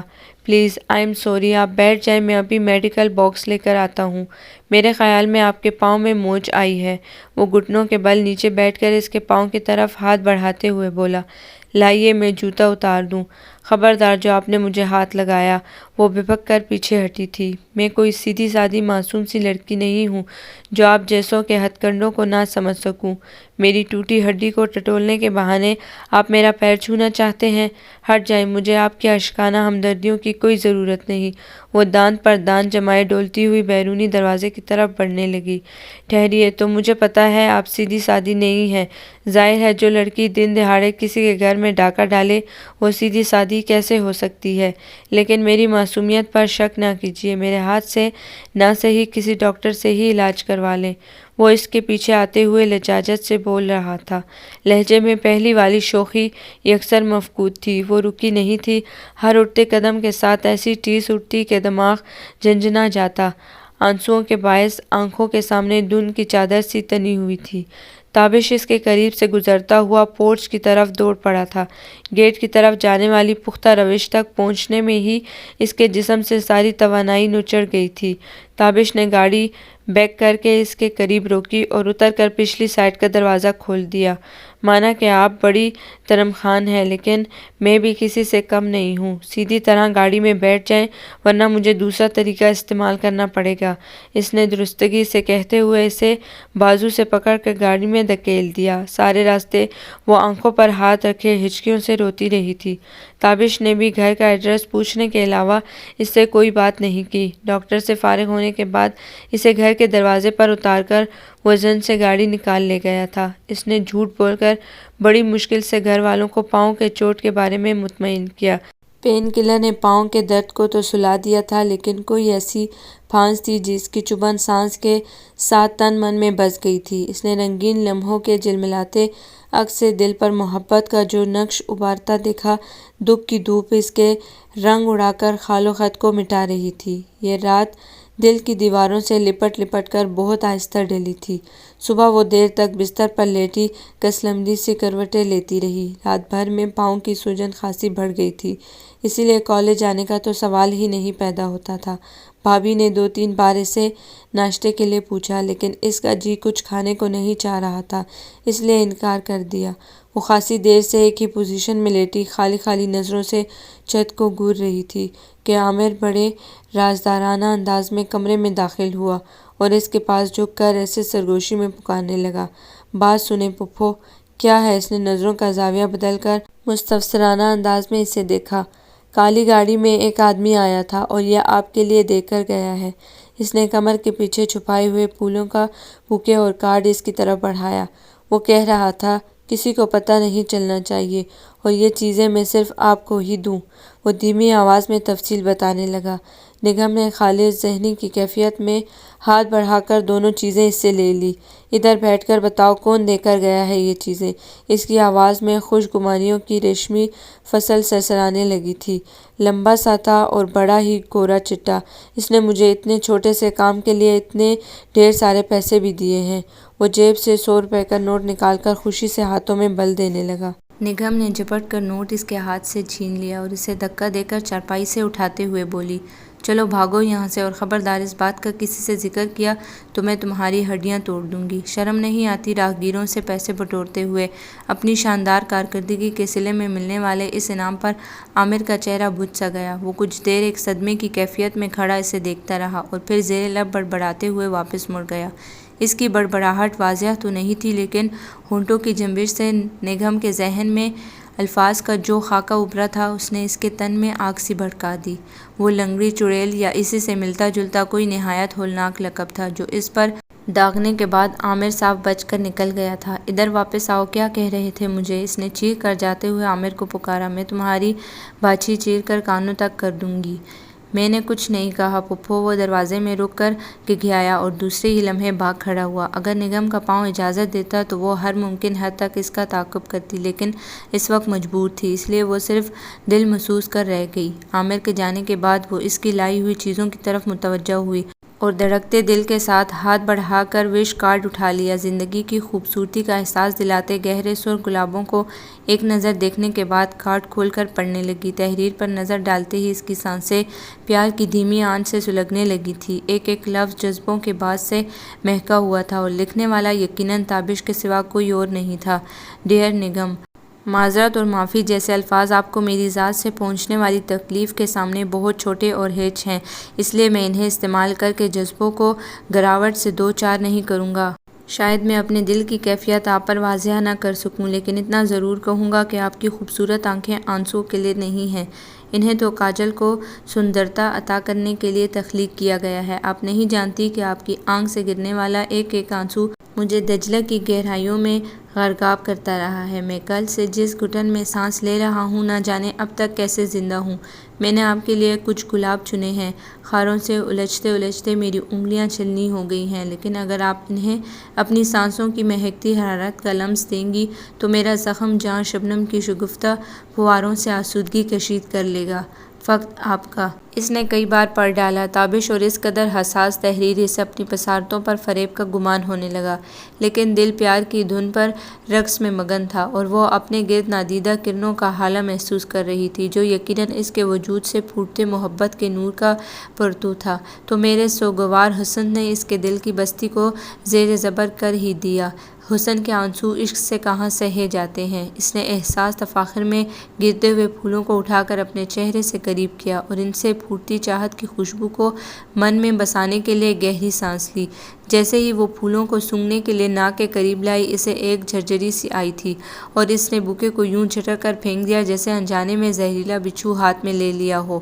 اس نے ناک میں ہونے والی کھجلی کو روکنے کے لیے ناک بری طرح مسل ڈالی۔ شاید اس کے حصے شامہ پیار کی اس نرالی مہکار کو برداشت نہیں کر پائی تھی، اسی لیے اسے چھینک پر چھینک آنے لگی۔ پھولوں پر پڑے چاؤ سے چھڑکی گئی سرخ مرچوں نے اسے چند ہی لمحوں میں قابل رحم حالت میں پہنچا دیا۔ جلن کے باعث آنکھوں میں مسلسل پانی بہہ رہا تھا اور چھینکیں رکنے میں ہی نہ آ رہی تھی۔ وہ تقریباً گرنے والے انداز میں چارپائی سے نیچے اتری اور ایک ٹانگ پر اچھلتے ہوئے کسی نہ کسی طرح خود کو گھسیٹ گھساٹ کر واش روم تک لے آئی تھی۔ اتنی سی دیر میں وہ یوں ہانپنے لگی تھی جیسے کہیں دور سے بھاگتی ہوئی آئی ہو۔ اس نے جلتی آنکھوں سے آئینے میں اپنا عکس دیکھا تو ناک سوجی ہوئی اور سرخ ہو رہی تھی اور چہرے کے عضلات ہولے ہولے کپکپا رہے تھے۔ وہ چند لمحے واش بیسن کو تھامے پھولی ہوئی سانسوں کو بحال کرنے کی جدوجہد میں نڈال سی کھڑی رہی اور پھر ایک پاؤں پر اچھلتے ہوئے واش روم سے باہر آ گئی۔ اماں جو کسی کام سے ادھر آئی تھی اسے اچھلتا دیکھ کر ٹھٹک گئی۔ کیا ہو گیا ہے لڑکی تجھے؟ ٹوٹے پاؤں کے ساتھ کیوں قدگوڑے لگاتی پھر رہی ہے؟ کوئی کام تھا جو مجھ سے یا سمیہ سے کہا ہوتا؟ اماں، وہ کراہتے ہوئے ان کے سینے سے جا لگی۔ وہ اسے سہارا دے کر چارپائی تک لے آئیں۔ کیا بہت درد ہے؟ وہ اس کا سر سہلاتے ہوئے پوچھ رہی تھی۔ ہاں بہت، اتنا کہ سہا نہیں جا رہا تھا۔ وہ ان کی آغوش میں منہ چھپائے سسک رہی تھی۔ پریم جھولا جھولتے ہوئے وہ اتنی بلندی سے منہ کے بل گری تھی کہ جسم و جان زخموں سے چور چور ہو گئے تھے۔ چپ ہو جا میری بچی، میں مرہم لگا دیتی ہوں، ابھی درد دور ہو جائے گا۔ اماں، کسی کی بے حسی نے دل پر جو گھاؤ لگائے ہیں ان پر مرہم کون رکھے؟ وہ پوچھنا چاہتی تھی لیکن کہہ نہ سکی۔ 2 دنوں میں سوجن اتر گئی اور وہ چلنے پھرنے کے قابل ہوئی تو کالج جانے لگی، لیکن ٹیوشن پڑھانے نہیں جا رہی تھی۔ اماں نے پوچھ پوچھ کر جان عذاب میں کر دی تھی۔ بچوں کو پڑھانے کیوں نہیں جاتی ہو؟ اماں، میری طبیعت ٹھیک نہیں ہے، جب اچھی ہو جاؤں گی تو جانے لگوں گی۔ وہ انہیں مطمئن کرنے کے لیے کہہ دیتی، اس لڑکی کی منطق بھی نرالی ہے، کالج جانے کے لیے بھلی چنگی ہے اور ٹیوشن پڑھانے کو طبیعت خراب ہے، گھر میں 4 پیسے آتے اسے اچھے نہیں لگتے۔ وہ خود ہی بول بول کر خاموش ہو جاتی۔ اگلے روز بھائی آفس سے آتے ہی اسے بتانے لگے، آج تمہاری اسٹوڈنٹ الغائیہ کی امی کا فون آیا تھا، تم نے انہیں گھر کا ایڈریس نہیں دیا تھا، اس لیے انہوں نے آفس میں مجھ سے فون پر رابطہ کیا، تمہارے لیے بہت پریشان تھی، میں نے تمہاری چوٹ کا بتایا تو بہت فکر مند ہو رہی تھی، انہوں نے دانی لوگوں کے گھر سے بھی پتہ کیا تھا لیکن تم وہاں بھی نہیں جا رہی تھی۔ وہ بتا رہی تھی کہ الغائیہ کے مڈ ٹرم کے ایگزام ہونے والے ہیں اور ان دنوں اسے تمہاری ہیلپ کی بہت ضرورت ہے، میں نے انہیں کہہ دیا کہ تم کل الغائیہ کو پڑھانے آؤ گی۔ آپ نے مجھ سے پوچھے بنا کیسے کہہ دیا؟ اس کے لہجے کی تلخی پر بھائی نے چونک کر اسے دیکھا۔ آخر تم کیوں نہیں جانا چاہتی؟ کوئی وجہ تو ہو؟ بس میں نے کہہ دیا کہ میرا جی نہیں چاہتا تو کوئی مجھے اس کے لیے مجبور نہ کرے، وہ قطعیت سے کہتے ہوئے اٹھ کر کمرے میں چلی آئی تھی۔ پھپھو، دادی آپ کو بلا رہی ہیں، مہمان آئے ہیں۔ زینی اسے پیغام دے کر جواب کا انتظار کرنے لگی۔ تم چلو میں آ رہی ہوں۔ سر پر دوپٹہ جماتے ہوئے وہ کمرے سے نکلی تو دالان میں فاقیہ آپی اور تابش کو اماں کے ساتھ بیٹھے دیکھ کر ایک لمحے کے لیے ٹھٹک کر رک گئی، لیکن دوسرے ہی پل آگے بڑھ کر فاقیہ آپی کو سلام کرنے کے بعد ان کے پاس ہی کرسی پر بیٹھ گئیں۔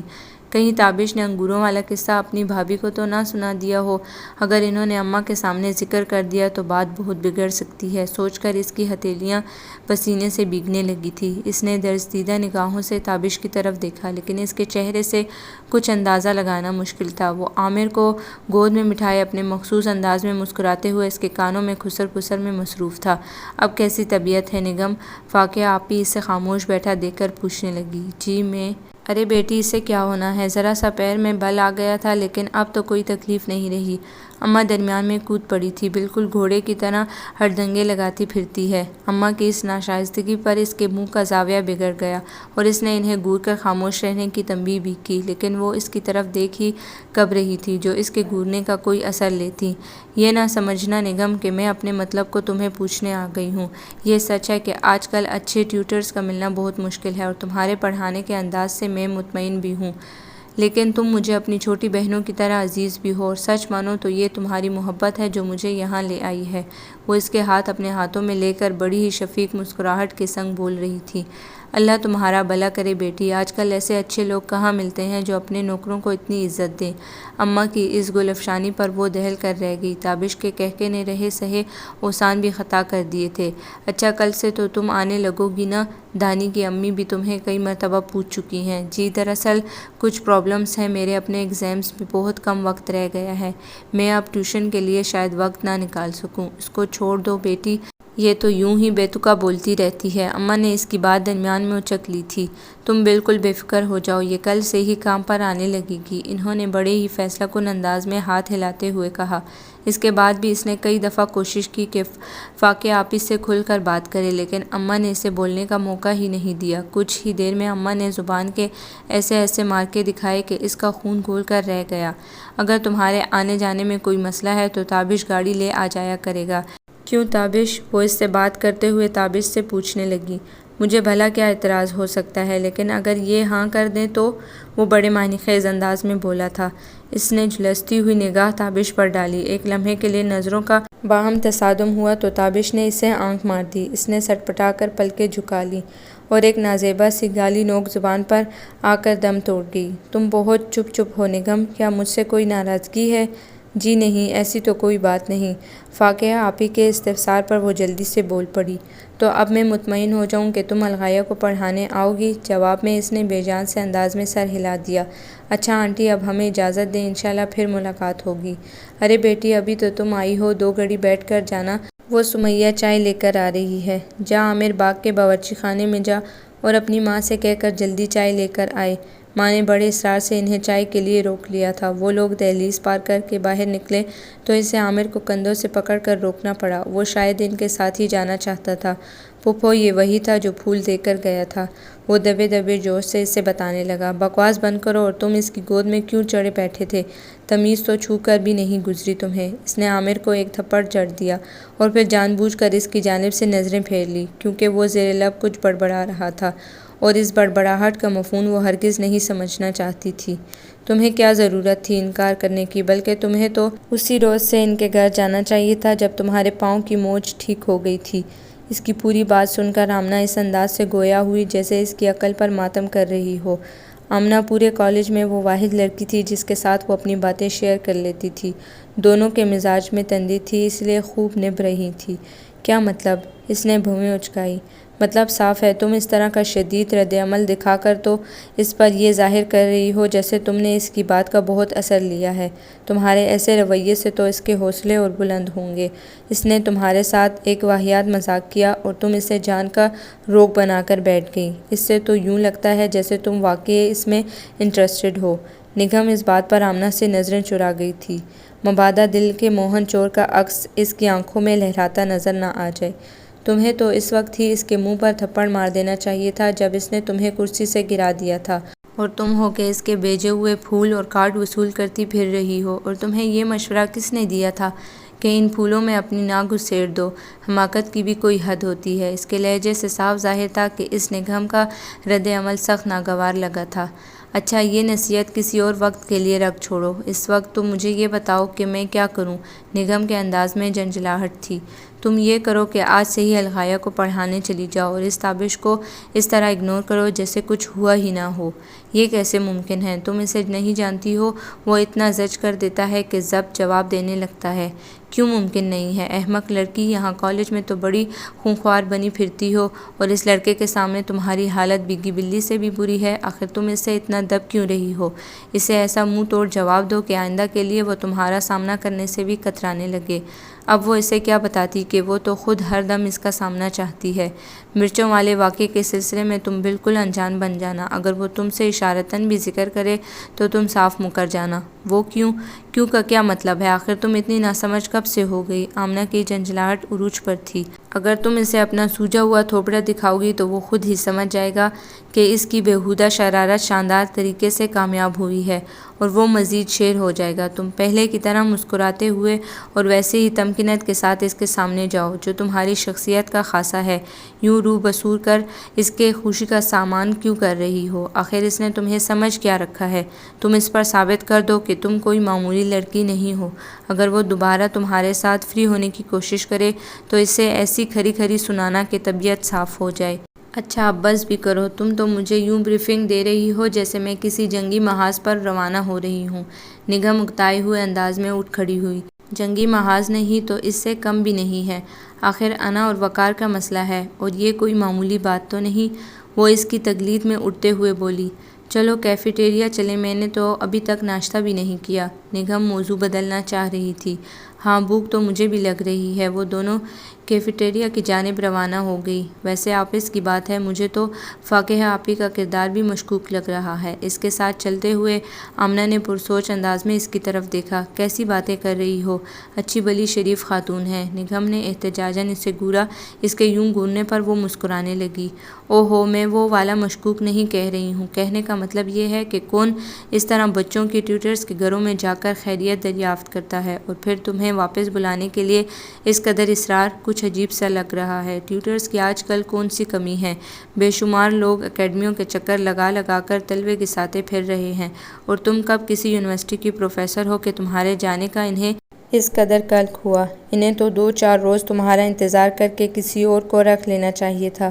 مجھے تو دیور بھابھی کی ملی بھگت لگ رہی ہے۔ تم تو بال کی کھال اتارنے لگتی ہو۔ اب میں ہوں ہی اتنی حسین اور پرکشش کہ لوگ مجھ سے دوری برداشت ہی نہیں کر پاتے۔ اس نے ایک ادائے دلربائی سے بالوں کی لٹ کان کے پیچھے اڑسی اور پلکیں چپکا کر اس کی طرف تصدیق طلب نظروں سے دیکھا۔ ہاں، اس میں تو کوئی شک نہیں۔ عقل سے تمہارا بیر ثابت کرتا ہے کہ تم واقعی بے حد حسین ہو، کیونکہ عقل اور حسن کے آپس میں سخت مخاصمت ہوا کرتی ہے۔ وہ جل کر بولی، بالکل ٹھیک، اسی لیے تو تم اتنی زیادہ عقل مند ہو، نگہم نے برجستہ کہا تھا، اور آمنہ اپنی کہی ہوئی بات خود پر الٹتے دیکھ کر محض تلملا کر رہ گئی تھی۔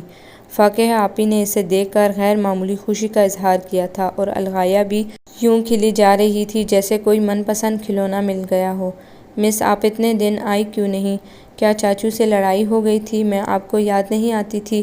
سوالوں کا ایک طویل سلسلہ تھا جو ختم ہونے میں ہی نہ آ رہا تھا، وہ بے دہانی سے الغایہ کو سن رہی تھی۔ اسے ایک عجیب سے حزن کا احساس ہو رہا تھا۔ ڈرائنگ روم کی آرائش اور فرنیچر کی ترتیب میں کوئی تبدیلی نہیں ہوئی تھی، پھر بھی ایک خلا تھا جو اعصاب کو بے چین کر رہا تھا۔ فضا میں رچی اداسی کی باعث روح کو پسماردگی کا لبادہ اوڑھا رہی تھی۔ تمہارے چاچو نظر نہیں آ رہے؟ نہ جانے کیسے اس کی زبان سے پھسل گیا۔ ابھی الفاظ اس کے منہ میں ہی تھے کہ تابش پردہ ہٹا کر نہایت خوفناک رفتار سے بھاگتا ہوا اس کی طرف بڑھنے لگا۔ اس کے ہاتھ میں سفید گلابوں کا گلدستہ تھا اور اس کی رفتار کے پیش نظر نگہم صوفے سے چھلانگ لگانے کے لیے پر تولنے لگی، کیونکہ آثار بتا رہے تھے کہ وہ اس پر گر کر ہی دم لے گا، لیکن اس کے خدشے غلط ثابت ہو گئے جب اس نے بالکل قریب پہنچ کر نہایت مہارت سے بریک لگائی اور گلدستے والا ہاتھ آگے بڑھاتے ہوئے گنگنایا، میں یہاں ہوں اور گلوں کے اس نذرانے کے سنگ آپ کا سواگت کرتا ہوں۔ اس نے پھول تقریباً نگہم کی ناک کے ساتھ لگا دیے تھے۔ اب ان پر کون سی میچنگ مرچیں چھڑک کر لائے ہیں؟ اس نے ایک جھٹکے سے تابش کا ہاتھ پرے ہٹاتے ہوئے زہریلے لہجے میں کہا۔ عجلت میں بات منہ سے نکل تو گئی تھی، لیکن غلطی کا احساس ہوتے ہی وہ فوراً خاموش ہو گئی۔ آپ چپ کیوں ہو گئی؟ بولیے نا، آپ کو میرا تحفہ کیسا لگا؟ تحفوں کے لین دین سے محبت بڑھتی ہے نا؟ سنا تو تھا، لیکن آج ثابت بھی ہو گیا۔ اب دیکھیے، دوسرے ہی تحفے سے محبت کی تاثیر اس قدر بڑھ گئی کہ آپ نے میرا ہاتھ چھو لیا۔ وہ اپنے بائیں ہاتھ کی پشت کو رخسار کے ساتھ مس کر کے بڑی ہی خوابناک انداز میں گنگنانے لگا۔ نہ جانے کیا ہوا جو تو نے چھو لیا، کھلا گلاب کی طرح میرا بدن۔ نگہم اس کی یہ نرالی منطق سن کر چھوئی موئی سی بن گئی۔ اس نے تو اس کے بڑھے ہوئے ہاتھ کو ہٹانے کے لیے ایسا کیا تھا، اور وہ بات کو کہاں سے کہاں لے گیا تھا۔ چاچو، آپ گانا نہ گایا کریں، آپ کا گانا سن کر سر میں درد ہونے لگتا ہے۔ الغایہ کے منہ بنانے پر اس نے مصنوعی خفگی سے آنکھیں دکھائیں۔ اور آپ مجھے پڑھنے کیوں نہیں دیتے؟ ہر وقت مس کو تنگ کرتے رہتے ہیں۔ میں ماما سے آپ کی شکایت کروں گی۔ نگہم نے اپنی مسکراہٹ چھپانے کے لیے ہاتھ میں پکڑی کتاب چہرے کے سامنے کر لی تھی۔ اچھا بھئی، تم تو کچھ زیادہ ہی جذباتی ہو رہی ہو۔ اب میں خاموشی سے بیٹھ کر دیکھوں گا کہ تمہاری مس تمہیں کیا کیا پٹیاں پڑھاتی رہتی ہیں۔ وہ ہتھیار ڈالنے والے انداز میں صوفے پر بیٹھنے کے لیے جھکا۔ نہیں چاچو، یہاں نہ بیٹھیے گا، الغایہ جلدی سے بول پڑی۔ یہاں نیڈو نے چھی کر دیا تھا، آپ ادھر بیٹھ جائیں۔ وہ سنگل صوفہ چیئر کی طرف اشارہ کرنے لگی۔ چلو ادھر بیٹھ جاتے ہیں۔ وہ اس کی بات پر دھیان دیے بغیر دم سے صوفے پر گرا، لیکن دوسرے ہی لمحے یوں اچھلا جیسے صوفے میں لگے اسپرنگ کھل گئے ہوں اور انہوں نے اسے فضا میں اچھال دیا ہو۔ اس کے حلق سے ایک گھٹی گھٹی چیخ بھی برآمد ہوئی تھی۔ نگہم نے ایک ادا سے اس کے چہرے پر نظریں جمائیں تو اس کے تاثرات دیکھ کر ایک دل فریب مسکراہٹ نے اس کے لبوں کی تراش میں کروٹ لی۔ تابش کے چہرے پر زلزلے کے آثار تھے اور آنکھوں کی پتلیاں کچھ پھیل سی گئی تھی۔ میں کچھ علاج معالجے کے بعد ابھی حاضر ہوتا ہوں، وہ پھٹی پھٹی آواز میں بولتا ہوا کمرے سے جانے لگا۔ اس کے دونوں ہاتھ پینٹ کی پچھلی جیبوں میں دھرے ہوئے تھے اور چال میں واضح لڑکھڑاہٹ تھی۔ الغایہ، لکھو۔ توبہ، یہ متوالی چال! نگہم کی استہزائیہ گنگناہٹ پر اس نے کولے پر ہاتھ دھر کر مجروح سی نظروں سے اس کی طرف دیکھا تھا اور اسے بے تحاشا ہنستے دیکھ کر فوراً ہی غائب ہو گیا تھا۔ مجھے تو متوالی نہیں لکھنا آ رہا۔ الغایہ پریشانی سے اس کی طرف دیکھ رہی تھی۔ اب رہنے دو، لکھنے کی ضرورت بھی نہیں رہی۔ الغایہ کاپی سینٹر ٹیبل پر رکھ کر اٹھی اور اس صوفے چیئر کا جائزہ لینے لگی جس پر بیٹھنے کے بعد تابش حادثے کا شکار ہوا تھا۔ کچھ دیر کے معائنے کے بعد وہ آنکھوں میں آنسو لیے نگہم کی طرف مڑی اور غم میں ڈوبی آواز میں بتانے لگی، مس، آپ نے تو کہا تھا چاچو کو زیادہ درد نہیں ہوگا، لیکن ان کی تو چیخ ہی نکل گئی اور صوفے پر 4 پنس بھی کم ہیں۔ ان کے انکشاف پر نگہم ہنستے ہنستے دوہری ہو گئی۔ آپ ہنس کیوں رہی ہیں؟ وہ یوں اسے گھورنے لگی جیسے اس کی ذہنی صحت پر شک کر رہی ہو۔ میں ابھی پوچھ کر آتی ہوں، کہیں چاچو کا خون تو نہیں نکلا؟ وہ جلدی سے باہر کو بھاگی اور نگہم کے آواز دینے کے باوجود نہیں رکی تھی۔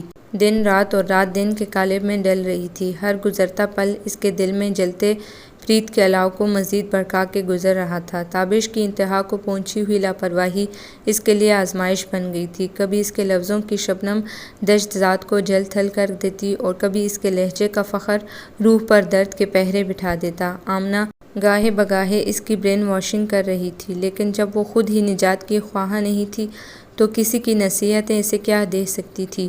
وہ جس سنہری ریشمی جال میں الجھ گئی تھی، اس سے دامن چھڑانے کی اسے کوئی آرزو ہی نہ تھی۔ وہ دن رات ایک ہی جان کا شکار رہتی تھی۔ اس کے مزاج میں شگفتگی تو پہلے ہی مفقود تھی، لیکن اب اس پر ایک جھنجھلاہٹ سوار ہونے لگی۔ ریگ دشت طلب کی تپش اس کے چہرے پر شعلے سے کھلائی رکھتی۔ بچوں کے ساتھ اس کا رویہ اس قدر سخت ہو گیا تھا کہ وہ اسے دیکھتے ہی سہم جاتے تھے، اور سب تو اس کے چڑچڑے پن سے نالاں تھے، لیکن اماں کو اس کی تنگ مزاجی ایک آنکھ نہ بھاتی۔ وہ جب بھی ٹیوشن پڑھا کر غصے میں بھری گھر میں داخل ہوتی، اماں اسے آڑے ہاتھوں لیتی۔ اس دن بھی وہ گھر آتے ہی زینی اور عامر پر چیخنے لگی تھی۔ وجہ صرف اتنی تھی کہ اس کی پہلی پکار پر وہ اس کے پاس نہیں پہنچ سکے تھے۔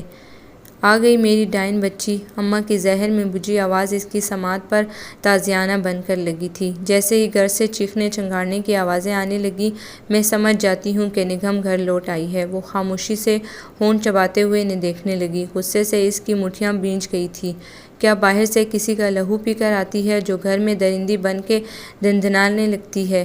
اماں خدا کے لیے چپ ہو جائیں، آپ کو تو مجھ سے خدا واسطے کا بیر ہے، وہ پھٹ پڑنے والے انداز میں بولی۔ میں کیوں چپ ہو جاؤں؟ تیرے یہ شعلے اگلتی زبان کون پکڑے گا؟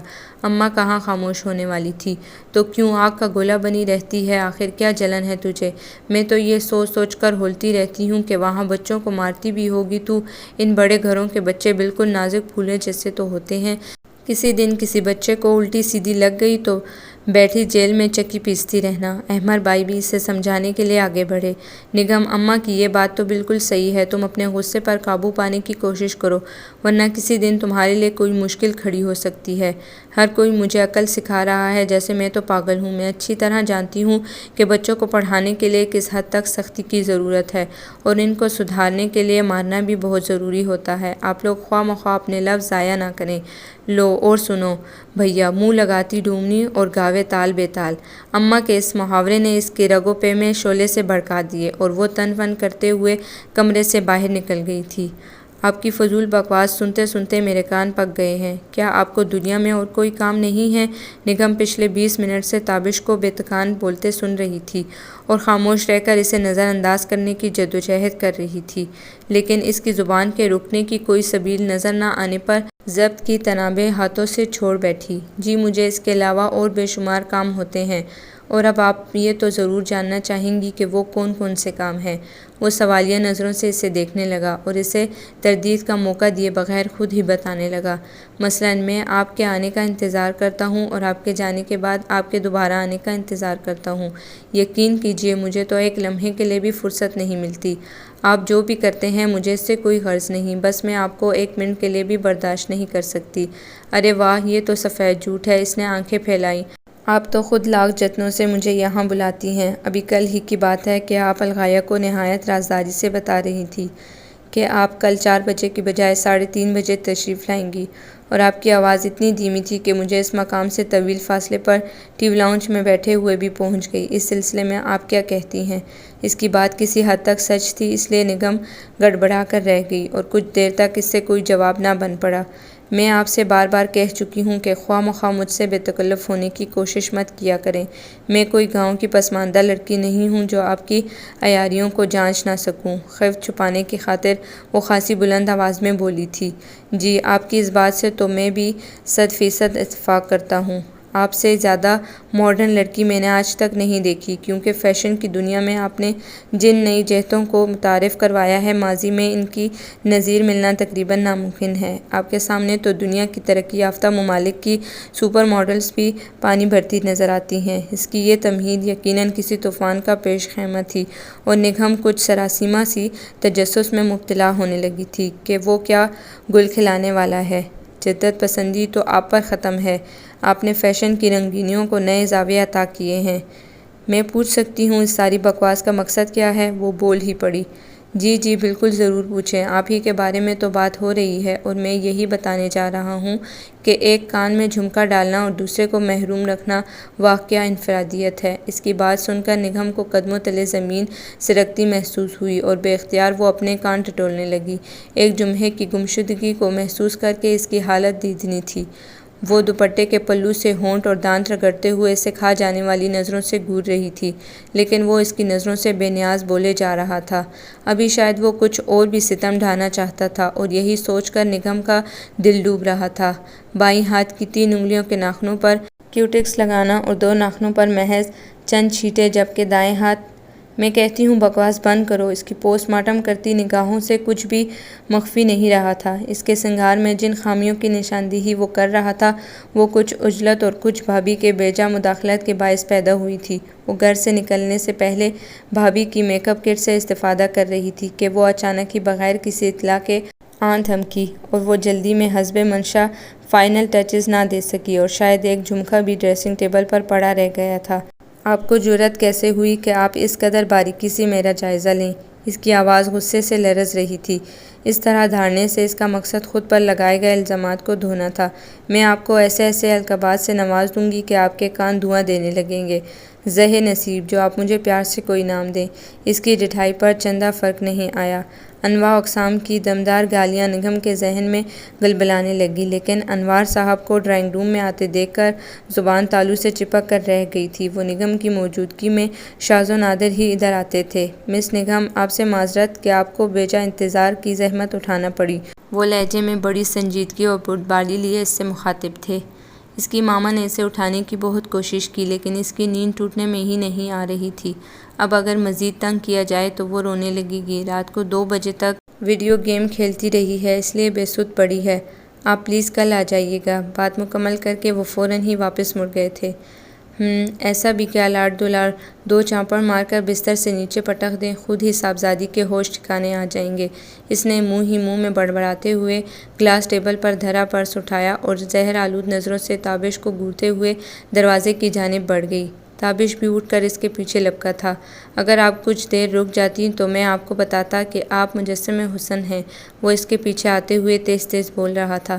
آپ کے حسن کی یکتائی کا اہم ستون آپ کی ننھی منھی سنہری مونچھیں ہیں، جو لڑکیوں میں خال خال ہی دیکھنے میں آتی ہیں۔ کیا؟ وہ ٹھوکر کھا کر گرتے گرتے بچی۔ وہ اور بھی کچھ کہہ رہا تھا، لیکن نگہم نے کانوں میں انگلیاں ٹھونس لی تھی۔ گھر پہنچ کر وہ آئینے کے سامنے براجمان ہو گئی اور اپنے عکس کو گھور کر نادیدہ مونچھوں کو دیکھنے کی جدوجہد کرنے لگی۔ اس کی جلد اتنی شفاف اور بے داغ تھی کہ اسے کبھی تھریڈنگ یا ویکسنگ جیسی لغویات کی ضرورت ہی محسوس نہ ہوئی تھی۔ ہاں، البتہ چہرے اور بازوؤں پر ہلکا سا سنہری رواں موجود تھا، جو اس کی خوبصورت جلد کی آب و تاب میں اضافے کا باعث ضرور تھا، لیکن اسے مونچھوں جیسا ہولناک نام کسی طور نہیں دیا جا سکتا تھا۔ اس کم بخت تابش نے نہ جانے کیا دیکھ کر ایسا زہر اگلا تھا۔ تشویش کے باعث ساری رات اسے نیند نہ آ سکی، اور وہ بار بار اپنی اوپری ہونٹ پر انگلیاں پھیر کر خود کو تسلی دیتی رہی کہ پریشانی کی کوئی بات نہیں، لیکن دل میں ہونے والی کھد پد کسی طرح موقوف نہ ہوئی۔ ساری رات کروٹیں بدلتے گزر گئی۔ اگلے روز کالج جاتے ہی وہ آمنہ کے سر ہو گئی۔ وہ نگہم کی عجیب و غریب فرمائش سن کر حیران رہ گئی تھی، اور اس نے خاصی پس و پیش سے کام لیا، لیکن نگہم کے بڑھتے ہوئے اصرار کے سامنے اسے مانتے ہی بن پڑی۔ وہ دونوں گرلز ہاسٹل کی بیک سائڈ پر سیڑھیوں پر آن بیٹھی۔ دیکھ لو نگہم، یہ ذرا سا تکلیف دہ کام ہے اور تم میں برداشت کا مادہ بالکل بھی نہیں ہے۔ آمنہ نے دھاگے کو انگلیوں پر بل دیتے ہوئے آخری بار اس کی رائے جاننا چاہی۔ تم تو مجھے بچوں کی طرح ٹریٹ کر رہی ہو۔ یہ اتنی ساری لڑکیاں جو یہ سب کچھ کرتی رہتی ہیں، میں نے تو انہیں کبھی چیختے چلاتے یا درد سے تڑپتے نہیں دیکھا۔ اس نے منہ بناتے ہوئے کہا اور آنکھیں بند کر کے چہرہ آمنہ کے قریب کر دیا۔ اب نخرے بند کرو اور جو تم سے کہا گیا ہے وہ کرو۔ ان لڑکیوں کی اور بات ہے، ان کی ہمت تو قابل داد ہے، جو اپنا چہرہ بگاڑنے کے لیے اتنی کڑی آزمائشوں سے گزرتے ہوئے ذرا بھی نہیں ڈھولتی۔ خیر تمہاری مرضی۔ اس نے ایک طویل سانس لیتے ہوئے دھاگے کا ایک سرا دانتوں میں دبایا اور انگلیوں میں تنے ہوئے دھاگے کو نگہم کی ناک اور ہونٹ کے درمیانی جگہ پر رکھ کر انگلیوں کو کینچی کی طرح حرکت دی۔ نگہم کو ایک پھریلی سی آ گئی اور اس نے بے اختیار بائیں آنکھ پر ہاتھ رکھ لیا، کیونکہ اسے خطرہ محسوس ہو رہا تھا کہ وہ کہیں باہر نہ جا گرے۔ اس کے چہرے کے مساموں سے پسینے کے قطرے پھوٹ پڑے تھے اور ایک آنکھ سے پانی بہنے لگا تھا۔ آمنہ کی چیخ سن کر وہ اس شوق سے باہر نکلی کہ ایک لمحے کے لیے تو اسے حیرت بھی ہوئی کہ تکلیف میں تو وہ تھی، پھر آمنہ کو چیخنے کی کیا ضرورت تھی، لیکن دوسرے ہی پل اسے احساس ہوا کہ اس نے اپنے دانت اس بیچاری کے ہاتھ پر گاڑ رکھے تھے، تو اس نے جلدی سے اس کا ہاتھ دانتوں کی گرفت سے آزاد کرتے ہوئے قدرے معذرت خواہانہ نظروں نظروں سے اس کی طرف دیکھا۔ آمنہ کی آنکھوں میں آنسو جھلملا رہے تھے۔ دراصل مجھے اندازہ نہیں تھا کہ اتنی تکلیف ہوگی، اس لیے میں خود پر قابو نہ رکھ سکی۔ وہ شرمساری سے گویا ہوئی۔ تم نے درندے کا روپ دھار لیا تھا، اب نہ جانے مجھے کتنے ٹیکے لگوانا پڑیں گے۔ وہ روحانسی ہوتے ہوئے اپنا ہاتھ سہلانے لگی۔ اب اتنی بھی مبالغہ آرائی نہ کرو، نگہم نے آنکھیں نکالتے ہوئے چمک کر کہا۔ میں نے دانتوں سے ہلکا سا تمہیں چھوا ہی تھا کہ مجھے یاد آ گیا کہ تم تو کئی ہفتے نہاتی ہی نہیں ہو۔ یہ مبالغہ آرائی ہے، یہ دیکھو۔ اس نے اپنا ہاتھ اس کی آنکھوں کے سامنے کیا، جس پر دانتوں کے نشان سبز تھے۔ اچھا، تم تو ذرا سی بات کا بتنگڑ بنا رہی ہو۔ قصور تو تمہارا اپنا ہے۔ جب تمہیں یہ کام کرنا ہی نہیں آتا تھا تو حامی ہی کیوں بھری تھی؟ کسی اناڑی کسائی کی طرح مجھ پر تشدد کرنے لگی۔ اب میں اور کیا کرتی؟ اصل میں مسئلہ یہ ہے کہ اس ذلیل لڑکے نے تمہارا دماغ خراب کر دیا ہے۔ آمنہ کو پھر سے تابش پر تاؤ آنے لگے۔ تم اس کی پسندیدہ سانچے میں ڈھلنے کے لیے مری جا رہی ہو اور پھر یہ بھی تکرار ہے کہ اس سے نفرت ہے۔ تم خود ہی بتاؤ، یہ دماغی خلل نہیں تو اور کیا ہے؟ کالج کی کسی بھی لڑکی سے پوچھ لو، تمہاری خوبصورت جلد اور آنکھوں کو خیرہ کر دینے والی شہابی رنگت قابل رشک ہے۔ تم تو ان چند خوش قسمت لڑکیوں میں سے ہو جن کو آرائش و زیبائش کے لیے کسی مصنوعی سہارے کی قطعاً ضرورت نہیں ہوتی، لیکن تم ایسی خر دماغ ہو کہ تابش کے کہنے پر تمہیں اپنی مونچھیں نظر آنے لگی ہیں۔ اگر بقول تمہیں اس سے ایسی ہی چڑ ہے تو پھر تمہیں مونچھوں کے ساتھ داڑھی بھی رکھ لینی چاہیے۔ تم تو میرے لازوال حسن سے جلتی ہو، اسی لیے ایسے گھناؤنے مشورے دے رہی ہو۔ نگہم نے بے معنی سی ہنستے ہوئے بات کو مذاق میں ٹالنا چاہا۔ ہنسو مت، کیونکہ تمہاری ہنسی بہت کھوکھلی ہے۔ تم کسے بے وقوف بنانے کی کوشش کر رہی ہو، مجھے یا خود کو؟ آمنہ بہت زیادہ سنجیدہ ہو رہی تھی۔ حقیقت یہ ہے کہ تم اس کے عشق میں گلے ڈوب چکی ہو اور اس کی چاہت حاصل کرنے کے لیے ہر حد سے گزر جانا چاہتی ہو۔ نہیں، تم غلط سمجھ رہی ہو، ایسا کچھ نہیں ہے۔ اس نے کمزور سا احتجاج کیا۔ ایسا ہی ہے، اگر ایسا نہ ہوتا تو تم کو اس کی خاطر تکلیف برداشت کرنے کی کیا ضرورت تھی؟ لیکن میں تم سے اتنا ضرور کہوں گی کہ تمہاری یہ روش تشویشناک بلکہ تباہ کن ہے۔ اس لڑکے کے جو انداز ہیں، ان سے صاف ظاہر ہے کہ اسے تم سے ذرا برابر دلچسپی نہیں۔ وہ صرف تمہارا مضحکہ اڑا کر اپنے لیے تفریح کا سامان کر رہا ہے۔ بعض لوگوں کی فطرت ہوتی ہے کہ دوسروں کو تضحیک کا نشانہ بنا کر آسودگی حاصل کرتے ہیں، اور وہ بھی انہی لوگوں میں سے ہے۔ تم نے ایک تماشے کی صورت اپنا آپ اس کے ہاتھوں میں سونپ دیا ہے اور خود اذیتی کے اس کھیل کو اس حد تک بڑھاوے دے دیا ہے کہ تمہارے دامن سے آگ کے شعلے اٹھنے لگے ہیں۔ اب اس کی آواز میں ترحم کا عنصر نمایاں ہو گیا تھا۔ نگہم نظریں جھکائے بالکل خاموش بیٹھی تھی۔ اس نے آمنہ کو ٹوکنے کی کوشش نہیں کی۔ تم مجھے بہت عزیز ہو نگہم، میں تمہیں آگ سے کھیلتا نہیں دیکھ سکتی۔ خدا کے لیے اپنے بے لگام دل کی بہکتے قدموں کو ضبط کی زنجیریں پہنا دو۔ تابش کی فطری جلبلاہٹ اور لاابالی پن کو تم کسی اور تناظر میں دیکھ رہی ہو۔ ابھی آنکھوں میں خمار کا رنگ کچا ہے، ابھی سنبھلنا تمہارے اختیار میں ہے۔ تم کنارہ کشی اختیار کر لو، وقت یادوں کے نقوش پر جالے بن کر ہر تصویر کو دھندلا دے گا، زخموں کا اندمال ہو جائے گا، لیکن اتنا تاخیر نہ کرو کہ فیصلے کا اختیار تم سے چھن جائے۔ وہ اس کے کندھوں پر ہاتھ دھرے قطرہ قطرہ کڑواہٹ اس کے کانوں میں ٹپکا رہی تھی۔ اور اس نے تمہیں آس کی کسی کچی ڈور کا سرا بھی تو نہیں تھمایا جس کو لیے تم بہتے پانیوں کی شوریدہ سرروانی پر قدم رکھنا چاہتی ہو۔ وہ خاموش ہو کر نگہم کے بولنے کا انتظار کرنے لگی، لیکن نگہم کچھ نہیں بولی تھی۔ اس نے آمنہ کی سب باتیں سنی تھیں، لیکن ان کا مفہوم وہ سمجھنا نہیں چاہتی تھی۔ لفظ سماعتوں پر دستک دے کر نامراد ہی لوٹ گئے تھے۔ روح میں زنجیر پا خواہش کے شور تلے اس کی آواز کے سکون کی کھنک دب کر رہ گئی تھی۔ کالج میں باقی وقت اس نے بڑے بوجھل دل کے ساتھ گزارا تھا۔ آمنہ بھی اس کی چپ میں مخل نہیں ہوئی، شاید وہ اس سے سوچنے کے لیے موقع فراہم کرنا چاہتی تھی۔ کالج کے گیٹ سے باہر نکلتے ہوئے اس کی نظر جس چہرے پر ٹھٹکی تھی وہ تابش کا چہرہ تھا۔ یک بارگی دل اپنی چال سے چونک گیا تھا۔ تابش بھی اسے دیکھ چکا تھا اور جینز کی جیبوں میں ہاتھ گھسائے چہرے پر بڑی فسوں خیز مسکراہٹ لیے اس کی طرف بڑھ رہا تھا۔ وہ دل کو سرزنش کرتے ہوئے نظریں جھکائے اس کے پاس سے کترا کر گزر گئی اور سڑک پار کر کے دوسری طرف فٹ پاتھ پر تیز قدموں سے چلنے لگی۔ اپنے عقب میں قدموں کی مخصوص چاپ اسے احساس دلا رہی تھی کہ وہ بھی اس کے پیچھے چلا آ رہا تھا۔ اس نے اطراف میں نگاہیں دوڑائیں۔ غنیمت تھا کہ فٹ پاتھ پر اکا دکا لوگ ہی نظر آ رہے تھے، البتہ سڑک کے دوسری جانب جانب لڑکے لڑکیوں کی کثیر تعداد موجود تھی جو اپنی اپنی منزل پر پہنچنے کے لیے کسی سواری کے انتظار میں تھے۔ نگہم کو مطلوبہ ویگن میں بیٹھنے کے لیے اگلے چوراہے تک جانا تھا۔ آپ یہاں بھی پہنچ گئے، اس نے پیچھے دیکھے بنا دانت پیستے ہوئے کہا۔ شکر ہے آپ نے زبان تو کھولی، ورنہ میں تو ازاں ملاقات کے انتظار میں ادموا ہو چلا تھا۔ وہ اس کے بولنے کو اجازت سمجھتے ہوئے اس کے ساتھ قدم ملا کر چلنے لگا۔ میں 1 گھنٹے سے انتظار کی صعوبتیں جھیل رہا تھا اور آپ آ کر اس بے رخی سے چل دیں۔ چاہنے والوں کے انداز ایسے تو نہیں ہوا کرتے۔ نگہم نے سختی سے ہونٹ بھینچتے ہوئے قدم کی رفتار بڑھا لی۔ میں آپ کا زیادہ وقت نہیں لوں گا، وہاں گھر میں تو آپ سے بات کرنے کا موقع ہی نہیں ملتا، اس لیے میں یہاں چلا آیا۔ یا خدا ابھی سے موقع نہیں ملتا، اگر مل گیا ہوتا تو نہ جانے کیا ہو جاتا۔ اس نے چکرا کر سر تھام لیا۔ میں آج آپ سے 2 ٹوک بات کرنے آیا ہوں، لیکن میں آپ کی کوئی بات سننا نہیں چاہتی۔ آپ کو سننا ہوگی کیونکہ یہ میری زندگی اور موت کا سوال ہے، وہ ہٹیلے پن سے کہتے ہوئے اس کے سامنے آ گیا۔ یہ کیا بےہودگی ہے، میرا راستہ چھوڑیں۔ اس نے سٹپٹا کر آس پاس دیکھا، کچھ لوگ ان کی طرف متوجہ ہو کر معنی خیز نظروں سے انہیں دیکھنے لگے تھے۔ اس کے لہجے میں پنہاں دھمکی کو محسوس کر کے وہ شدید بے بسی کے احساس میں گھر کر فٹ پاتھ سے نیچے اتر آئی۔ فٹ پاتھ نہر سے خاصا اونچا تھا اور یہاں وہ لوگوں کی ہیز اٹھاتی نگاہوں سے قدرے محفوظ رہ سکتی تھی۔ اسے شدت سے اپنی بے بسی کا احساس ہو رہا تھا۔ اگر وہ تابش کے کہے پر عمل نہ کرتی تو اس سے کچھ بعید نہیں تھا کہ اپنے نادر خیالات کا اظہار بآواز بلند شروع کر دیتا۔ اب جلدی سے بھونک چکو، اس نے تمام ادب آداب بھلائے طاق رکھتے ہوئے پھٹ پڑنے والے انداز میں کہا۔ توبہ توبہ، ایسی زہر افشانی، اور وہ بھی آپ جیسی مہذب اور شائستہ لڑکی کے منہ سے یقین نہیں آ رہا۔ تابش نے گال پیٹتے ہوئے مصنوعی تعصب کا اظہار کیا۔ یہ بانڈوں والی حرکتیں کہیں اور جا کر کرنا، جو بکنا ہے فوراً بک دو، کیونکہ میں تمہاری شکل بھی نہیں دیکھنا چاہتی۔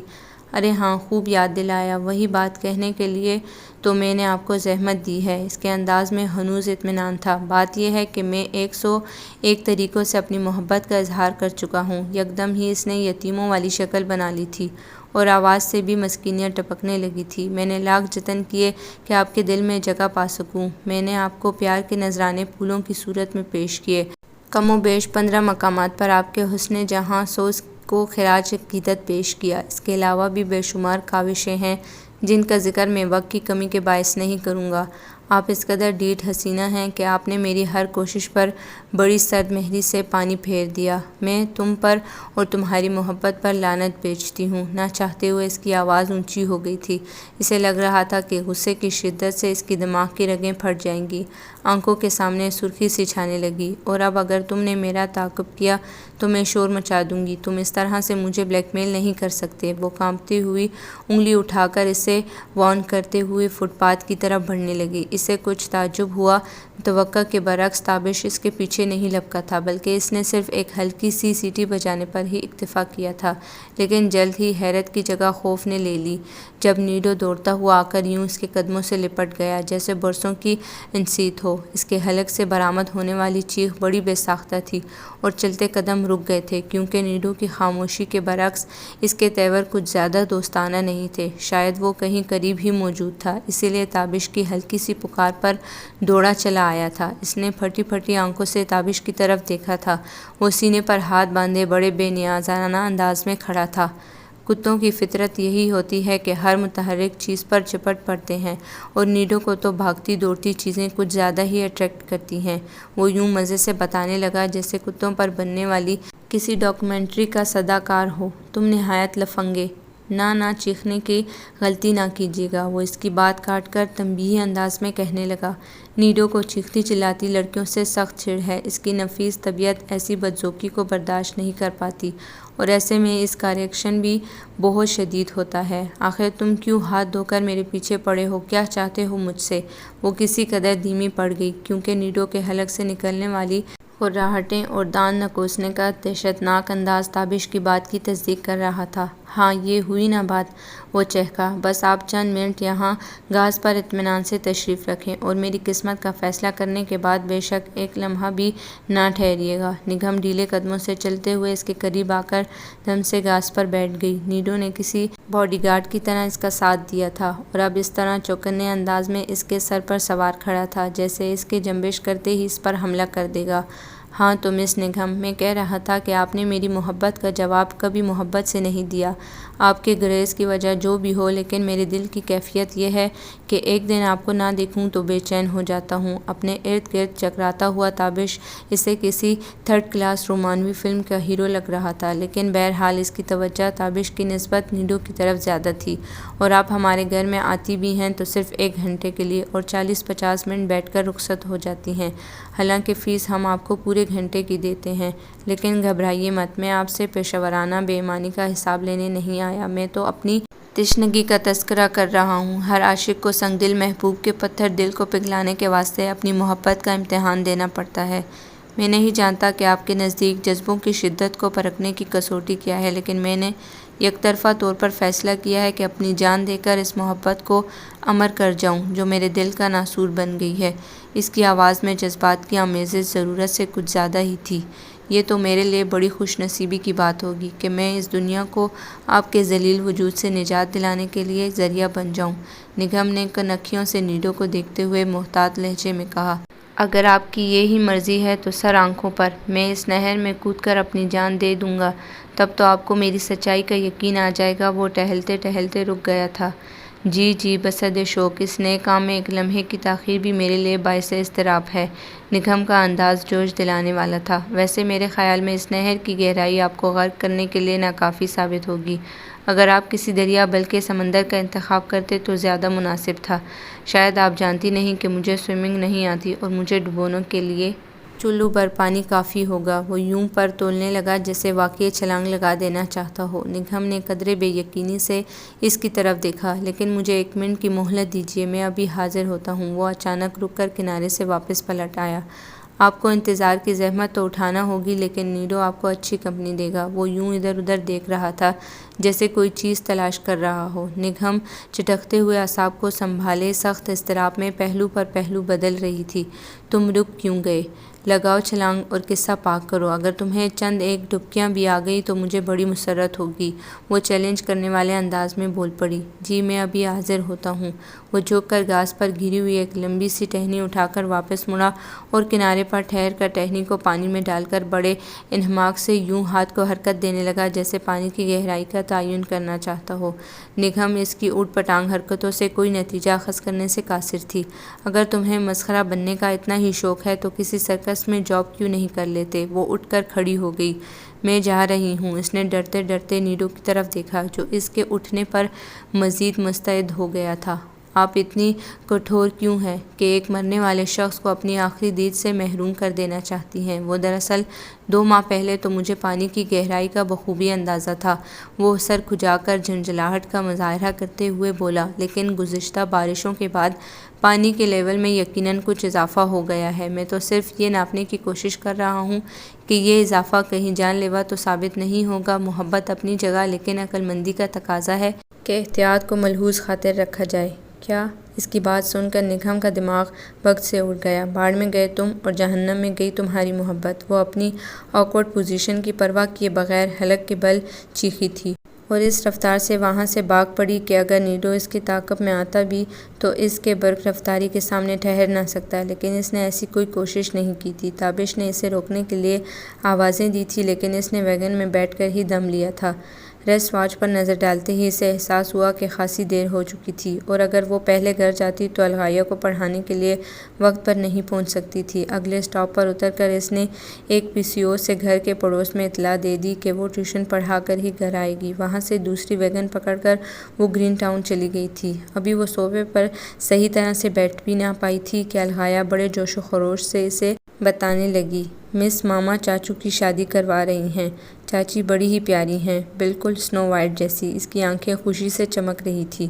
آج کوئی فضول بات مت کرنا، میرے سر میں بہت درد ہے۔ آواز کی کپ کپاہٹ کو چھپانے کے لیے اسے بڑی تگدو کرنا پڑی تھی۔ آنکھوں میں تیرتی نمی چھلک کر اس کا بید کھولنے کو بے چین تھی۔ الغائیہ اس کے گھرکنے پر کچھ دیر تو خاموشی سے بیٹھی ہوم ورک کرتی رہی، لیکن پھر اس کا فطری اضطراب اوت کر آیا۔ مس، یہ طلسم کدو کیا ہوتا ہے؟ کیا اسے بھی حلوہ کدو کی طرح پکا کر کھاتے ہیں؟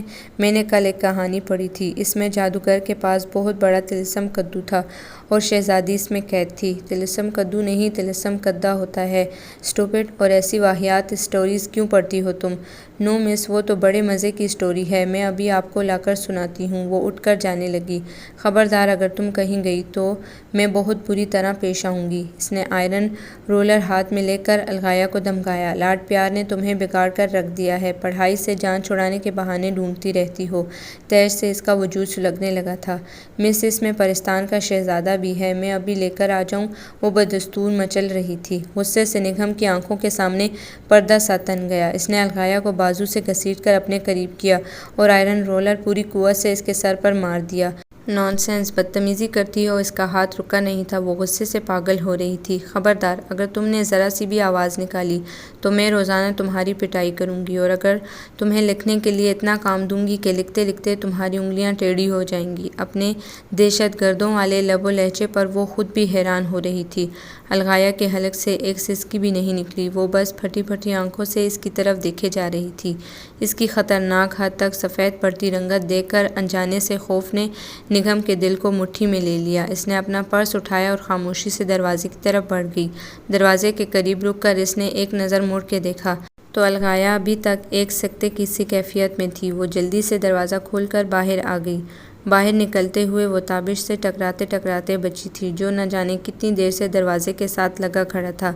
دل زور زور سے دھڑک رہا تھا۔ گیٹ تک کا راستہ اس نے بڑی بوکھلاہٹ میں طے کیا تھا۔ محبت کا خمیر درد کی زمین سے اٹھا ہے، یہ دکھ کی بیل ہے جو رگ جان سے لپٹ کر روح کی کوکھ میں سناٹے اتار دیتی ہے۔ سانسوں میں ریت اڑانے والی اور دھڑکن کی تال میں دکھ کا راگ بسانے والی محبت ہی تو ہے۔ وہ نہ جانے کتنی دیر سے آئینے پر نظریں جمائے کھڑی تھی۔ تھکن عکس بن کر اس کے چہرے پر ٹھہر گئی تھی۔ اسے اپنا چہرہ خود اجنبی سا لگ رہا تھا۔ جب دل کے آنگن میں بانجھ محبت کا دکھ اتر آئے تو شاید چہرے پر ایسے ہی زردیاں کھنڈ جاتی ہیں۔ اس نے رخساروں کو چھوتے ہوئے نل کھولا اور یوں ہی بے مقصد چہرے پر پانی کے چھپکے مارنے لگی۔ پانی تو سرد تھا لیکن جلتی آنکھوں کو چھو کر جھلسنے لگا تھا۔ آنسو پانی کے ساتھ مل بھی جائیں تو بھی اپنی شناخت نہیں کھوتے، کیونکہ آنسو کے قالب میں درد کا شرر چھپا ہوتا ہے۔ وہ آخری بار الغا کے گھر آئی تھی۔ گھر سے سوچ کر نکلی تھی کہ فاقہ آفس سے فیصلہ کن بات کرے گی اور پھر کبھی وہاں نہیں جائے گی۔ گیٹ کے سامنے پہنچ کر اس کے ذہن میں گزشتہ روز کا واقعہ لہرایا تو ایک لمحے کے لیے دھڑکنیں منتشر ہو گئیں۔ کل غصے میں وہ بالکل ہی خود پر قابو کھو بیٹھی تھی۔ الغا کی اڑی ہوئی رنگت اور مدہوش آنکھیں دیکھ کر اسے اپنی غلطی کا شدت سے احساس ہوا تھا، اور پھر تابش نے جس خاموشی سے اسے جانے دیا تھا، اس نے اس کی گھبراہٹ میں مزید اضافہ کر دیا تھا اور سر جھٹک کر سوچوں سے دامن چھڑاتے ہوئے آگے بڑھ گئی۔ تابش کو پورٹیکو کے پلر کے ساتھ ٹیک لگائے کھڑا دیکھ کر دل سے ایک ہوک اٹھی تھی۔ شاید یہ آخری ملاقات ہے، اس کے بعد سب کچھ ختم ہو جائے گا۔ آج کے بعد میں اسے کبھی نہ دیکھ پاؤں گی۔ اس کے روم روم سے ٹیس اٹھ رہی تھی۔ اب تم کس لیے آئی ہو؟ اسے تابش کا لہجہ بہت بدلا بدلا سا لگا۔ اس نے کچھ نہ سمجھنے والے انداز میں نظریں اٹھا کر اسے دیکھا۔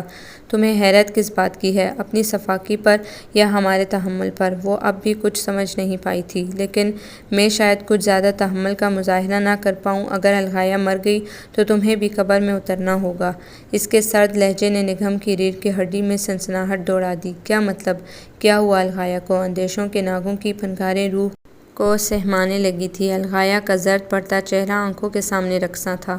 تم بولتے کیوں نہیں؟ کیا ہوا الغا کو؟ وہ کچھ دیر اس کے چہرے پر نظریں گاڑے کھڑا رہا۔ اس کی خاموشی سے نگھم کے دل کی دھڑکنیں مدھم پڑنے لگی تھی۔ وہ ہاسپٹل میں زندگی کی آخری سانسیں لے رہی ہے، مار ڈالا ہے تم نے اس کو۔ وہ اتنی زور سے چیخا کہ نگھم سراسیمگی سے ایک قدم پیچھے ہٹ گئی۔ اسے اپنی رگوں میں خون جمتا ہوا محسوس ہو رہا تھا۔ کیا؟ اس کے حلق سے خرخراہٹ برآمد ہوئی تھی۔ جس بچی نے کبھی ڈانٹ نہیں سنی، تم نے اس پر اتنا بہیمانہ تشدد کیا کہ وہ موت کی وادی کے کنارے پہنچ گئی، اور اگر تم یہ سمجھ رہی ہو کہ اس معصوم کی جان لینے کے بعد تم زندہ رہ سکو گی تو یہ تمہاری بھول ہے۔ یہ سب جھوٹ ہے، میں خود اندر جا کر دیکھوں گی۔ تم یقیناً مذاق کر رہے ہو۔ اسے خود اپنی آواز بہت کھوکھلی لگی تھی۔ ہاں جاؤ، ضرور دیکھو۔ جس گھر کو تم نے قبرستان بنا ڈالا ہے وہاں اپنی فتح کا جشن مناؤ۔ نگھم نے دیوار کا سہارا لے لیا کیونکہ بے جان ٹانگیں جسم کا بوجھ سہانے کے قابل نہیں رہی تھی۔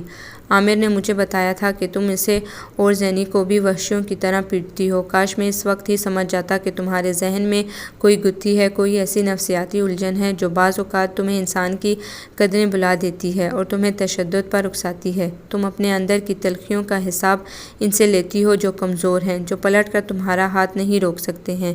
بچے تو فرشتے ہوتے ہیں صرف پیار کیے جانے کے لیے، اور تم ایسی شکل قلب ہو، اوہ میرے خدا، میں تصور بھی نہیں کر سکتا تھا۔ تمہاری ظاہری تب و تاب نے تمہاری ہر خامی کو میری نظروں سے اوجھل کر دیا تھا۔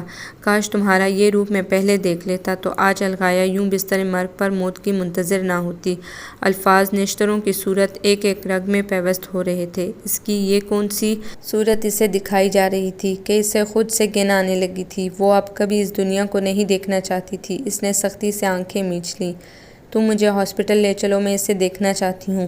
وہ کل سے بے ہوش ہے۔ ڈاکٹرز کے مطابق سر پر لگائی جانے والی ضربات جان لیوا ثابت ہو سکتی ہیں۔ وہ صرف چند لمحوں کے لیے ہوش میں آئی تھی اور جیسے ہی تمہارا نام لیا گیا وہ چیخنے لگی۔ خوف سے اس پر تھر تھری طاری ہو گئی۔ ویسے بھی اگر تم وہاں چلی گئی تو بھیا اور بھابھی تمہارا گلا گھونٹ دیں گے۔ وہ تو تمہارے خلاف FIR درج کروا دینا چاہتے تھے لیکن میں نے انہیں ایسا کرنے سے روک دیا۔ کیا کروں، مجبور ہوں نا۔ مجھے تم سے محبت جو ہے۔ وہ اس کی جانب بے یقینی سے دیکھنے لگی۔ وہ رخ پھیرے کھڑا تھا۔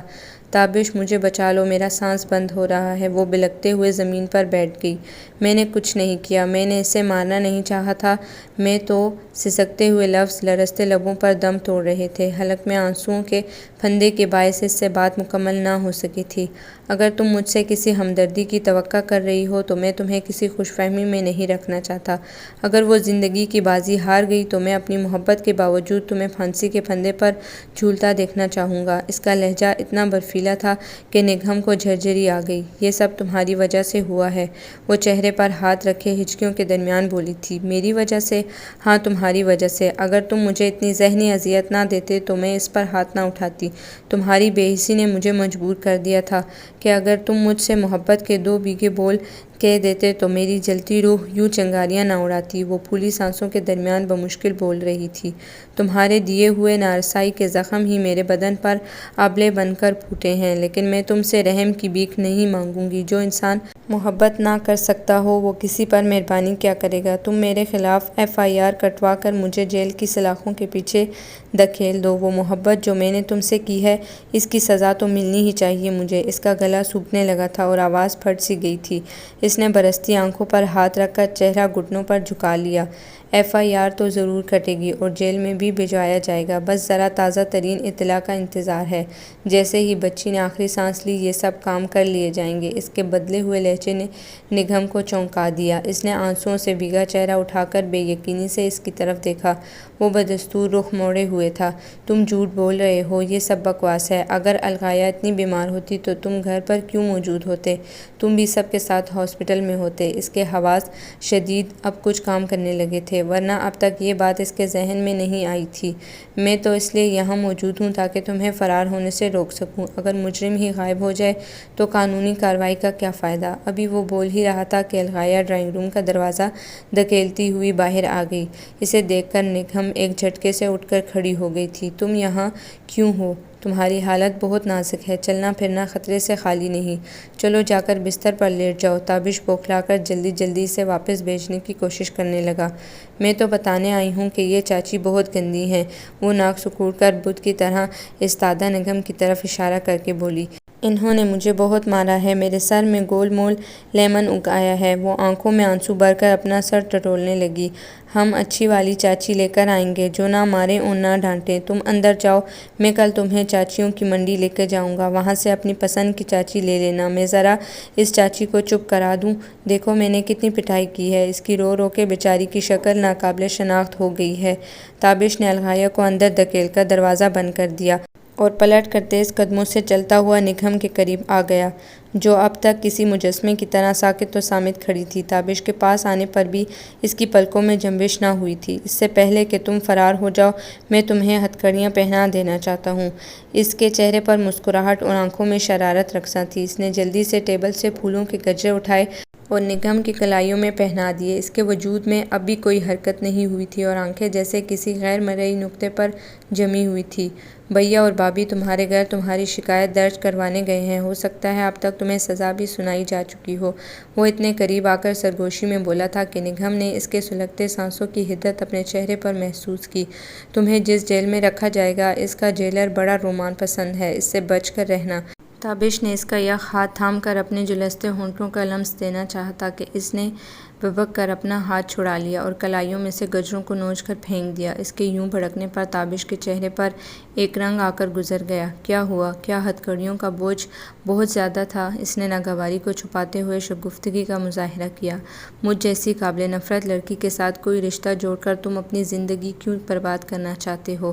میں تو نفسیاتی مریضہ ہوں، میری شخصیت میں نفسیاتی کجیاں ہیں، مجھے تو پاگل خانے یا کسی سائیکیٹرسٹ کے کلینک میں ہونا چاہیے۔ تم جیسے نارمل اور صحت مند رویوں کے مالک انسان کو مجھ سے دور ہی رہنا چاہیے۔ وہ چہرے پر تنفر لیے بڑی درشتگی سے کہہ رہی تھی۔ وہ تو محض ایک مذاق تھا، میں تو تمہیں یہ سمجھانے کی کوشش کر رہا تھا کہ غصے میں آپے سے باہر ہو جانا بعض اوقات سنگین واقعات کو جنم دیتا ہے اور تم اپنی شخصیت کی اس کمزوری پر قابو پانے کی کوشش کرو۔ اس آکورڈ سچویشن نے تابش پر گھبراہٹ طاری کر دی تھی۔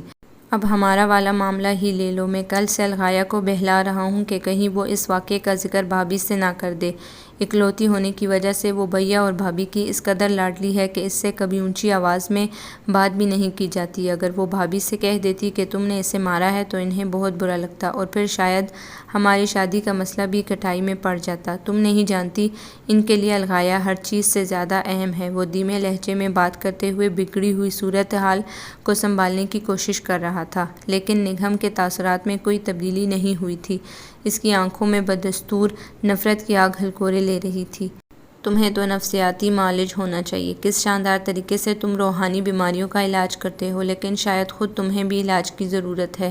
میری بیمار روح کے سڑے ہوئے زخم تو تم نے دیکھ لیے، لیکن اپنی ذات پر دمکتے ہوئے بے حسی کے داغ یقیناً تمہاری نگاہوں میں کھٹکتے نہیں ہوں گے۔ تم نے مجھے اس طرح ذہنی ٹارچر کیا کہ میرے اعصاب جواب دے گئے۔ میں مانتی ہوں میں تلخ تھی، لیکن میری ذات میں کڑواہٹ کا زہر تم نے گھولا ہے۔ تم مجھے ایک بے جان چیز کی طرح ٹریٹ کرتے رہے۔ تم نے مجھے مذاق کے نام پر اتنی اذیت دی کہ میری نس نس میں درد سما گیا، اور آج تم نے کیا کیا یہ بھی تمہارے لیے مذاق ہوگا، ایک بے ضرر مذاق جس کے نتیجے میں شاید میری سانسیں رک جاتی۔ لیکن تمہیں کیا، تم تو معاشرے کی اصلاح ایک نہایت لطیف اور پرمزاح طریقے سے کر رہے ہو۔ اپنا مشن جاری رکھو، شاید میرے علاوہ اور لوگ بھی تمہاری مسیحائی سے فیض یاب ہو جائیں۔ تابش سر جھکائے خاموشی سے اس کو سن رہا تھا، لیکن جیسے ہی وہ بات ختم کر کے واپس جانے لگی، وہ بھاگ کر اس کے قریب پہنچا اور اس کی کلائی پکڑ کر اس زور سے جھٹکا دیا کہ نگہم نے بڑی مشکل سے خود کو اس پر گرنے سے بچایا۔ تکلیف کے مارے اس کے حلق سے سسکالی نکل گئی۔ چھوڑو مجھے، تمہاری جرأت کیسے ہوئی کہ مجھے چھوؤ؟ میرا تم سے کوئی واسطہ نہیں۔ وہ کسمسا کر خود کو اس کی گرفت سے چھڑوانے کے لیے اپنے بدن کی پوری قوت صرف کر رہی تھی، لیکن تابش کے مضبوط ہاتھ کی گرفت ذرا سی ڈھیلی بھی نہیں پڑی تھی۔ آرام سے ٹھہر کر میری بات سنو۔ اس کے چہرے پر پتھریلی سنجیدگی پھیلی ہوئی تھی۔ میں تمہیں بتاتا ہوں کہ تم اتنی آگ بگولا کیوں ہو رہی ہو۔ جب انسان کو حقیقت کا آئینہ دکھایا جاتا ہے اور اس میں اسے اپنی مرضی کا عکس نظر نہیں آتا تو وہ یوں ہی تلملا جاتا ہے جیسے تم اپنا بگڑا ہوا عکس دیکھ کر بھڑک رہی ہو۔ اصل میں تم نے الغایہ پر خواہ مخواہ ہاتھ اٹھا کر جو غلطی کی ہے اس پر تم بہت شرمندہ ہو، لیکن اپنی خجالت کو مٹانے کے لیے تم اونچی آواز اور درست لب و لہجے کا سہارا لے رہی ہو، یوں چیخ چلا کر۔ دراصل تم اپنے دل میں ہونے والے شور کو دبانا چاہتی ہو۔ اس کی گرفت اب بھی ڈھیلی نہیں ہوئی تھی، لیکن نگہم نے جدوجہد موقوف کر دی تھی۔ اس کی آنکھوں سے بے آواز آنسو بہہ رہے تھے۔ اچھا، تمہیں جتنا بھی غصہ کرنا ہو مجھ پر کر لیا کرنا، میں اف تک نہیں کروں گا۔ میرے سر میں لیمن اگے یا تربوز، لیکن یہ سر ہر دم تمہاری خدمت میں حاضر رہے گا۔ وہ پھر شوق ہو رہا تھا، بلکہ میں تمہیں پاکستان آرمی میں بھرتی کروا دوں گا تاکہ دشمن کی فوجیں تمہارے آتش فشاں نما حسن کی حدت سے جل کر راکھ ہو جائیں۔ ویسے بھی تم میں ایک بھرپور جنگجو کی صلاحیت موجود ہے۔ اپنے بھائی اور بھابھی کو موبائل پر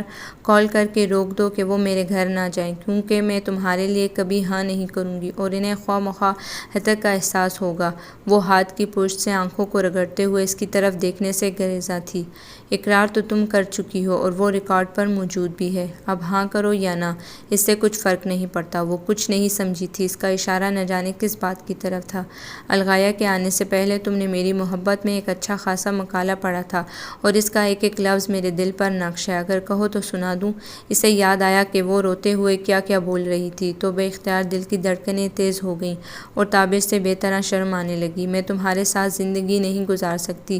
زندگی کوئی مذاق نہیں ہوتی، لیکن تمہارے نزدیک تو ہر چیز کا ایک مذاق ہے۔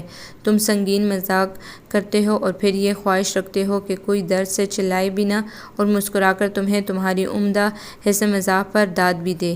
اب معاف بھی کر دو نگم، وہ منت آمیز لہجے میں بولا۔ چلو میں سنگین مذاق کرتا ہوں اور تم سنگین تشدد، ہم دونوں سنگین مل کر زندگی کو رنگین بنا دیں گے۔ اس نے کچھ اس انداز سے کہا تھا کہ نگم کو اپنی ہنسی روکنے کے لیے زبردست جدوجہد کرنا پڑی۔ مجھے آئینہ دکھانے کا بہت شکریہ، لیکن کاش تم اس آئینے میں اپنا عکس بھی دیکھ لیتے، وہ بدستور کھدرے لہجے میں بول رہی تھی۔ تمہیں کس نے کہا کہ میں آئینہ نہیں دیکھتا؟ میں تو 24 گھنٹے میں سے 20 گھنٹے آئینے کے سامنے گزارتا ہوں۔ اب اللہ نے اتنا حسن دے دیا ہے کہ آنکھیں ہی نہیں بھرتی۔ میرا ہاتھ چھوڑ دو پلیز، مجھے درد ہو رہا ہے۔ اس نے پھر سے کلائی چھڑوانے کی کوشش کی۔ ایسے تو میں تمہیں نہیں جانے دوں گا جب تک تم مجھے گارنٹی نہ دے دو کہ تم کوئی گڑبڑ نہیں کرو گی۔ تم یہاں سے نہیں جا سکتی۔ اس نے ہاتھ کی گرفت مزید سخت کرتے ہوئے نگم کو ذرا سا اپنی طرف کھینچ لیا، اور اگر جلد ہی تم نے حسب منشا جواب نہ دیا تو میں اپنی گرفت کا دائرہ کار بڑھاتا چلا جاؤں گا۔ وہ بازو پھیلاتے ہوئے اس کی طرف جھکا۔ اس کے ارادے بھانپ کر وہ سرخ پڑ کر سمٹنے لگی۔ پلیز مجھے جانے دو۔ اس کے قرب کی آنچ سے نگم کے دل کی دھڑکنیں پگھلنے لگی تھی اور جسم کا سارا خون جیسے چہرے پر سمٹ آیا تھا۔ جلدی سے ہاں کہہ دو، ورنہ اب میں ایک رنگین مذاق کرنے لگا ہوں۔ تابش نے بازو نگم کے گرد لپیٹتے ہوئے اس کی آنکھوں میں جھانک کر کہا۔ اس کی بولتی آنکھوں کے اشارے نگم کے حواس مختل کر رہے تھے۔ ہاں ٹھیک ہے، میں… اس نے آنکھیں بند کر کے جلدی سے کہنا شروع کیا، لیکن اٹک گئی۔ اگر تم نے میرا ہاتھ نہ چھوڑا تو میں تمہارے ہاتھ پر کاٹ کھاؤں گی۔ اس نے اچانک ہی پینترا بدلا تھا۔ تمہاری سوئی ہوئی خونخوار جبلت پھر سے جاگ گئی۔ تابش نے خوفزدہ ہونے کی اداکاری کرتے ہوئے اس کا ہاتھ چھوڑ دیا۔ اس کی گرفت سے آزاد ہوتے ہی نگم سرپٹ گیٹ کی جانب دوڑ پڑی۔ میں نکاح کے وقت انکار کر دوں گی، پھر تم بال نوچتے رہنا۔ وہ ایک لمحے کے لیے گیٹ کے قریب رکی۔ تم فکر نہ کرو، میں نیڈو کو ساتھ لے کر آؤں گا، وہ خود ہی تم سے دستخط کروا لے گا۔ تابش نے وہیں سے ہانک لگائی۔ تمام مہمانوں کو رخصت کرنے کے بعد تابش رات کے 2 بجے پھولوں سے آراستہ و پیراستہ حجلہ عروسی میں داخل ہوا تو دلہن کو کھڑکی کے پاس چاند تاروں میں منہ کھڑا دیکھ کر اس کی آنکھیں پھیل گئیں۔ شاید نگم کو اس کے اندر آنے کی خبر نہ ہوئی تھی۔ وہ دبے قدموں سے چلتا ہوا اس کے عقب میں پہنچا اور دھیرے سے اس کے شانوں پر ہاتھ رکھ دیے۔ بہت ہی بے شرم دلہن ہو، ابھی رسمیں باقی ہیں اور تم ادھر سے ادھر ٹہلتی پھر رہی ہو۔ اس نے نگم کے کان میں سرگوشی کرتے ہوئے آہستگی سے اسے اپنی جانب موڑ لیا۔ نگم اس کے اس قدر قریب آنے پر اس بری طرح سٹپٹائی تھی کہ حیا سے بوجھل پلکیں بھی اٹھا نہ پا رہی تھی۔ پورا وجود دل بن کر دھڑکنے لگا تھا۔ تابش کی پرشوق والہانہ نگاہیں اس کے ایک ایک نقش کو کھوج رہی تھی۔ Of white and period green contrast کے لہنگے، بھاری چڑھاؤ زیورات اور بیوٹیشین کی مہارت سے کیے گئے میک اپ نے اس کے حسن کی زوفشانی کو مبہوت کر دینے کی حد تک بڑھا دیا تھا۔ تابش کئی ثانیے اس کے چہرے سے نظریں نہ ہٹا پایا۔ وہ اس کی کمر میں بازو حمائل کیے اسے بیڈ تک لے آیا۔ چلو یہاں آرام سے بیٹھو، مشرقی دلہنوں کی طرح گردن جھکا کر وہ لہجے میں تحکم پیدا کرتے ہوئے بولا۔ ارے کہیں تم کھڑکی کے راستے فرار تو نہیں ہو رہی تھی؟ شکر ہے میں وقت پر پہنچ گیا، ورنہ میں تو کسی کو منہ دکھانے کے قابل نہ رہتا۔ نگم خاموش بیٹھی ہونٹوں ہی ہونٹوں میں مسکاتی اس کی لنترانیوں کو سن رہی تھی۔ ہاں یاد آیا، ایک رسم ابھی باقی ہے، گود بٹھائی تو ہو ہی نہیں پائی۔ تابش میں بہت تھک گئی ہوں۔ اسے زبان کھولنا پڑی کیونکہ صبح سے اکڑے اکڑے بیٹھ کر اسے اپنے پٹھوں میں کھچاؤ محسوس ہو رہا تھا۔ اور گود بٹھائی کیسی؟ میرا تو کوئی دیور ہی نہیں ہے، اور اگر تمہاری مراد انوار بھائی سے ہے تو میری گود ان کے لیے ناکافی ہوگی۔ اس نے انوار بھائی کے موٹاپے کی طرف اشارہ کیا تھا۔ ہائے! تابش نے آنکھیں پھیلائیں۔ کیا دلہنیں ایسے ہی پٹر پٹر بولا کرتی ہیں جیسے تم بول رہی ہو؟ خاموش بیٹھو۔ تمہیں اس سے کوئی غرض نہیں ہونی چاہیے کہ گود بٹھائی کے لیے کس کا انتخاب کیا گیا ہے۔ وہ اٹھ کر دروازے کی طرف بڑھا۔ نگم حیران ہو رہی تھی کہ سب مہمانوں کے چلے جانے کے بعد تابش کو کیا سوجی تھی کہ گود بٹھائی کرنے چلا ہے۔ جب وہ کچھ دیر بعد نیڈو کو ساتھ لیے اندر داخل ہوا تو نگم کی آنکھیں پھیل گئی۔ چلو بھئی، آنٹی کی گود میں بیٹھ جاؤ۔ تابش کے اشارہ کرنے پر نیڈو اچھل کر بیڈ پر چڑھ گیا تھا۔ نگم سراسیمہ ہو کر تھوڑا سا پیچھے کو کھسک گئی۔ خبردار، اگر تم میرے قریب آئے تو مجھ سے برا کوئی نہیں ہوگا۔ اس نے تکیہ اٹھا کر نیڈو کو تنبیہ کی۔ اپنے انکل کے کندھوں پر چڑھو، انہی سے تمہارا زیادہ قریبی رشتہ ہے۔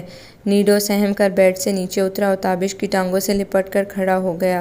اب تو بڑی شرافت دکھائی ہے اس نے، ورنہ پہلے تو میرا خون خشک کر رکھا تھا۔ نگم نے اس کی فرمانبرداری پر حیرت کا اظہار کیا۔ دراصل یہ صرف غیر شادی شدہ لڑکیوں پر غراتا ہے، شادی شدہ خواتین سے تو اس کی جان جاتی ہے۔ چلو ٹھیک ہے، اب تم باہر جاؤ۔ دلہن تو تم نے دیکھ ہی لی ہے، گود بٹھائی نہ سہی، کچھ اور رسمیں ابھی باقی ہیں جو صرف دولہا دلہن کو ادا کرنی ہوتی ہیں۔ وہ دروازہ کھول کر نیڈو کو باہر نکالنے لگا۔ نگم اس کا اشارہ سمجھ کر اپنے آپ میں سمٹ گئی، دل جیسے کنپٹیوں میں دھڑکنے لگا تھا۔ اب ان رسموں سے تو آپ کو کوئی انکار نہیں؟ تابش نے اس کا ہاتھ تھام کر اپنے ہونٹوں کا نشان ضبط کرتے ہوئے بھیگے لہجے میں پوچھا تھا، اور اس شگفتہ لہجے کی کنمن پھوہاروں نے اس کے تن من کو پیار کی برکھا میں بھگو دیا تھا۔ اس نے اپنے ہاتھ کو دیکھا، کسی کے نام کا ستارہ ریکھاؤں میں چمک رہا تھا۔ اس نے اپنی ہتھیلی چوم کر سرساری سے آنکھیں موند لیں۔ رنگ میں ڈوبی ہوئی رات بہہ کی چال چلتی دھیرے دھیرے سرکنے لگی۔ آپ کو یہ ناول کیسا لگا؟ کمنٹس میں اپنی رائے ضرور دیجیے گا اور ہمارے چینل کو سبسکرائب کیجیے گا۔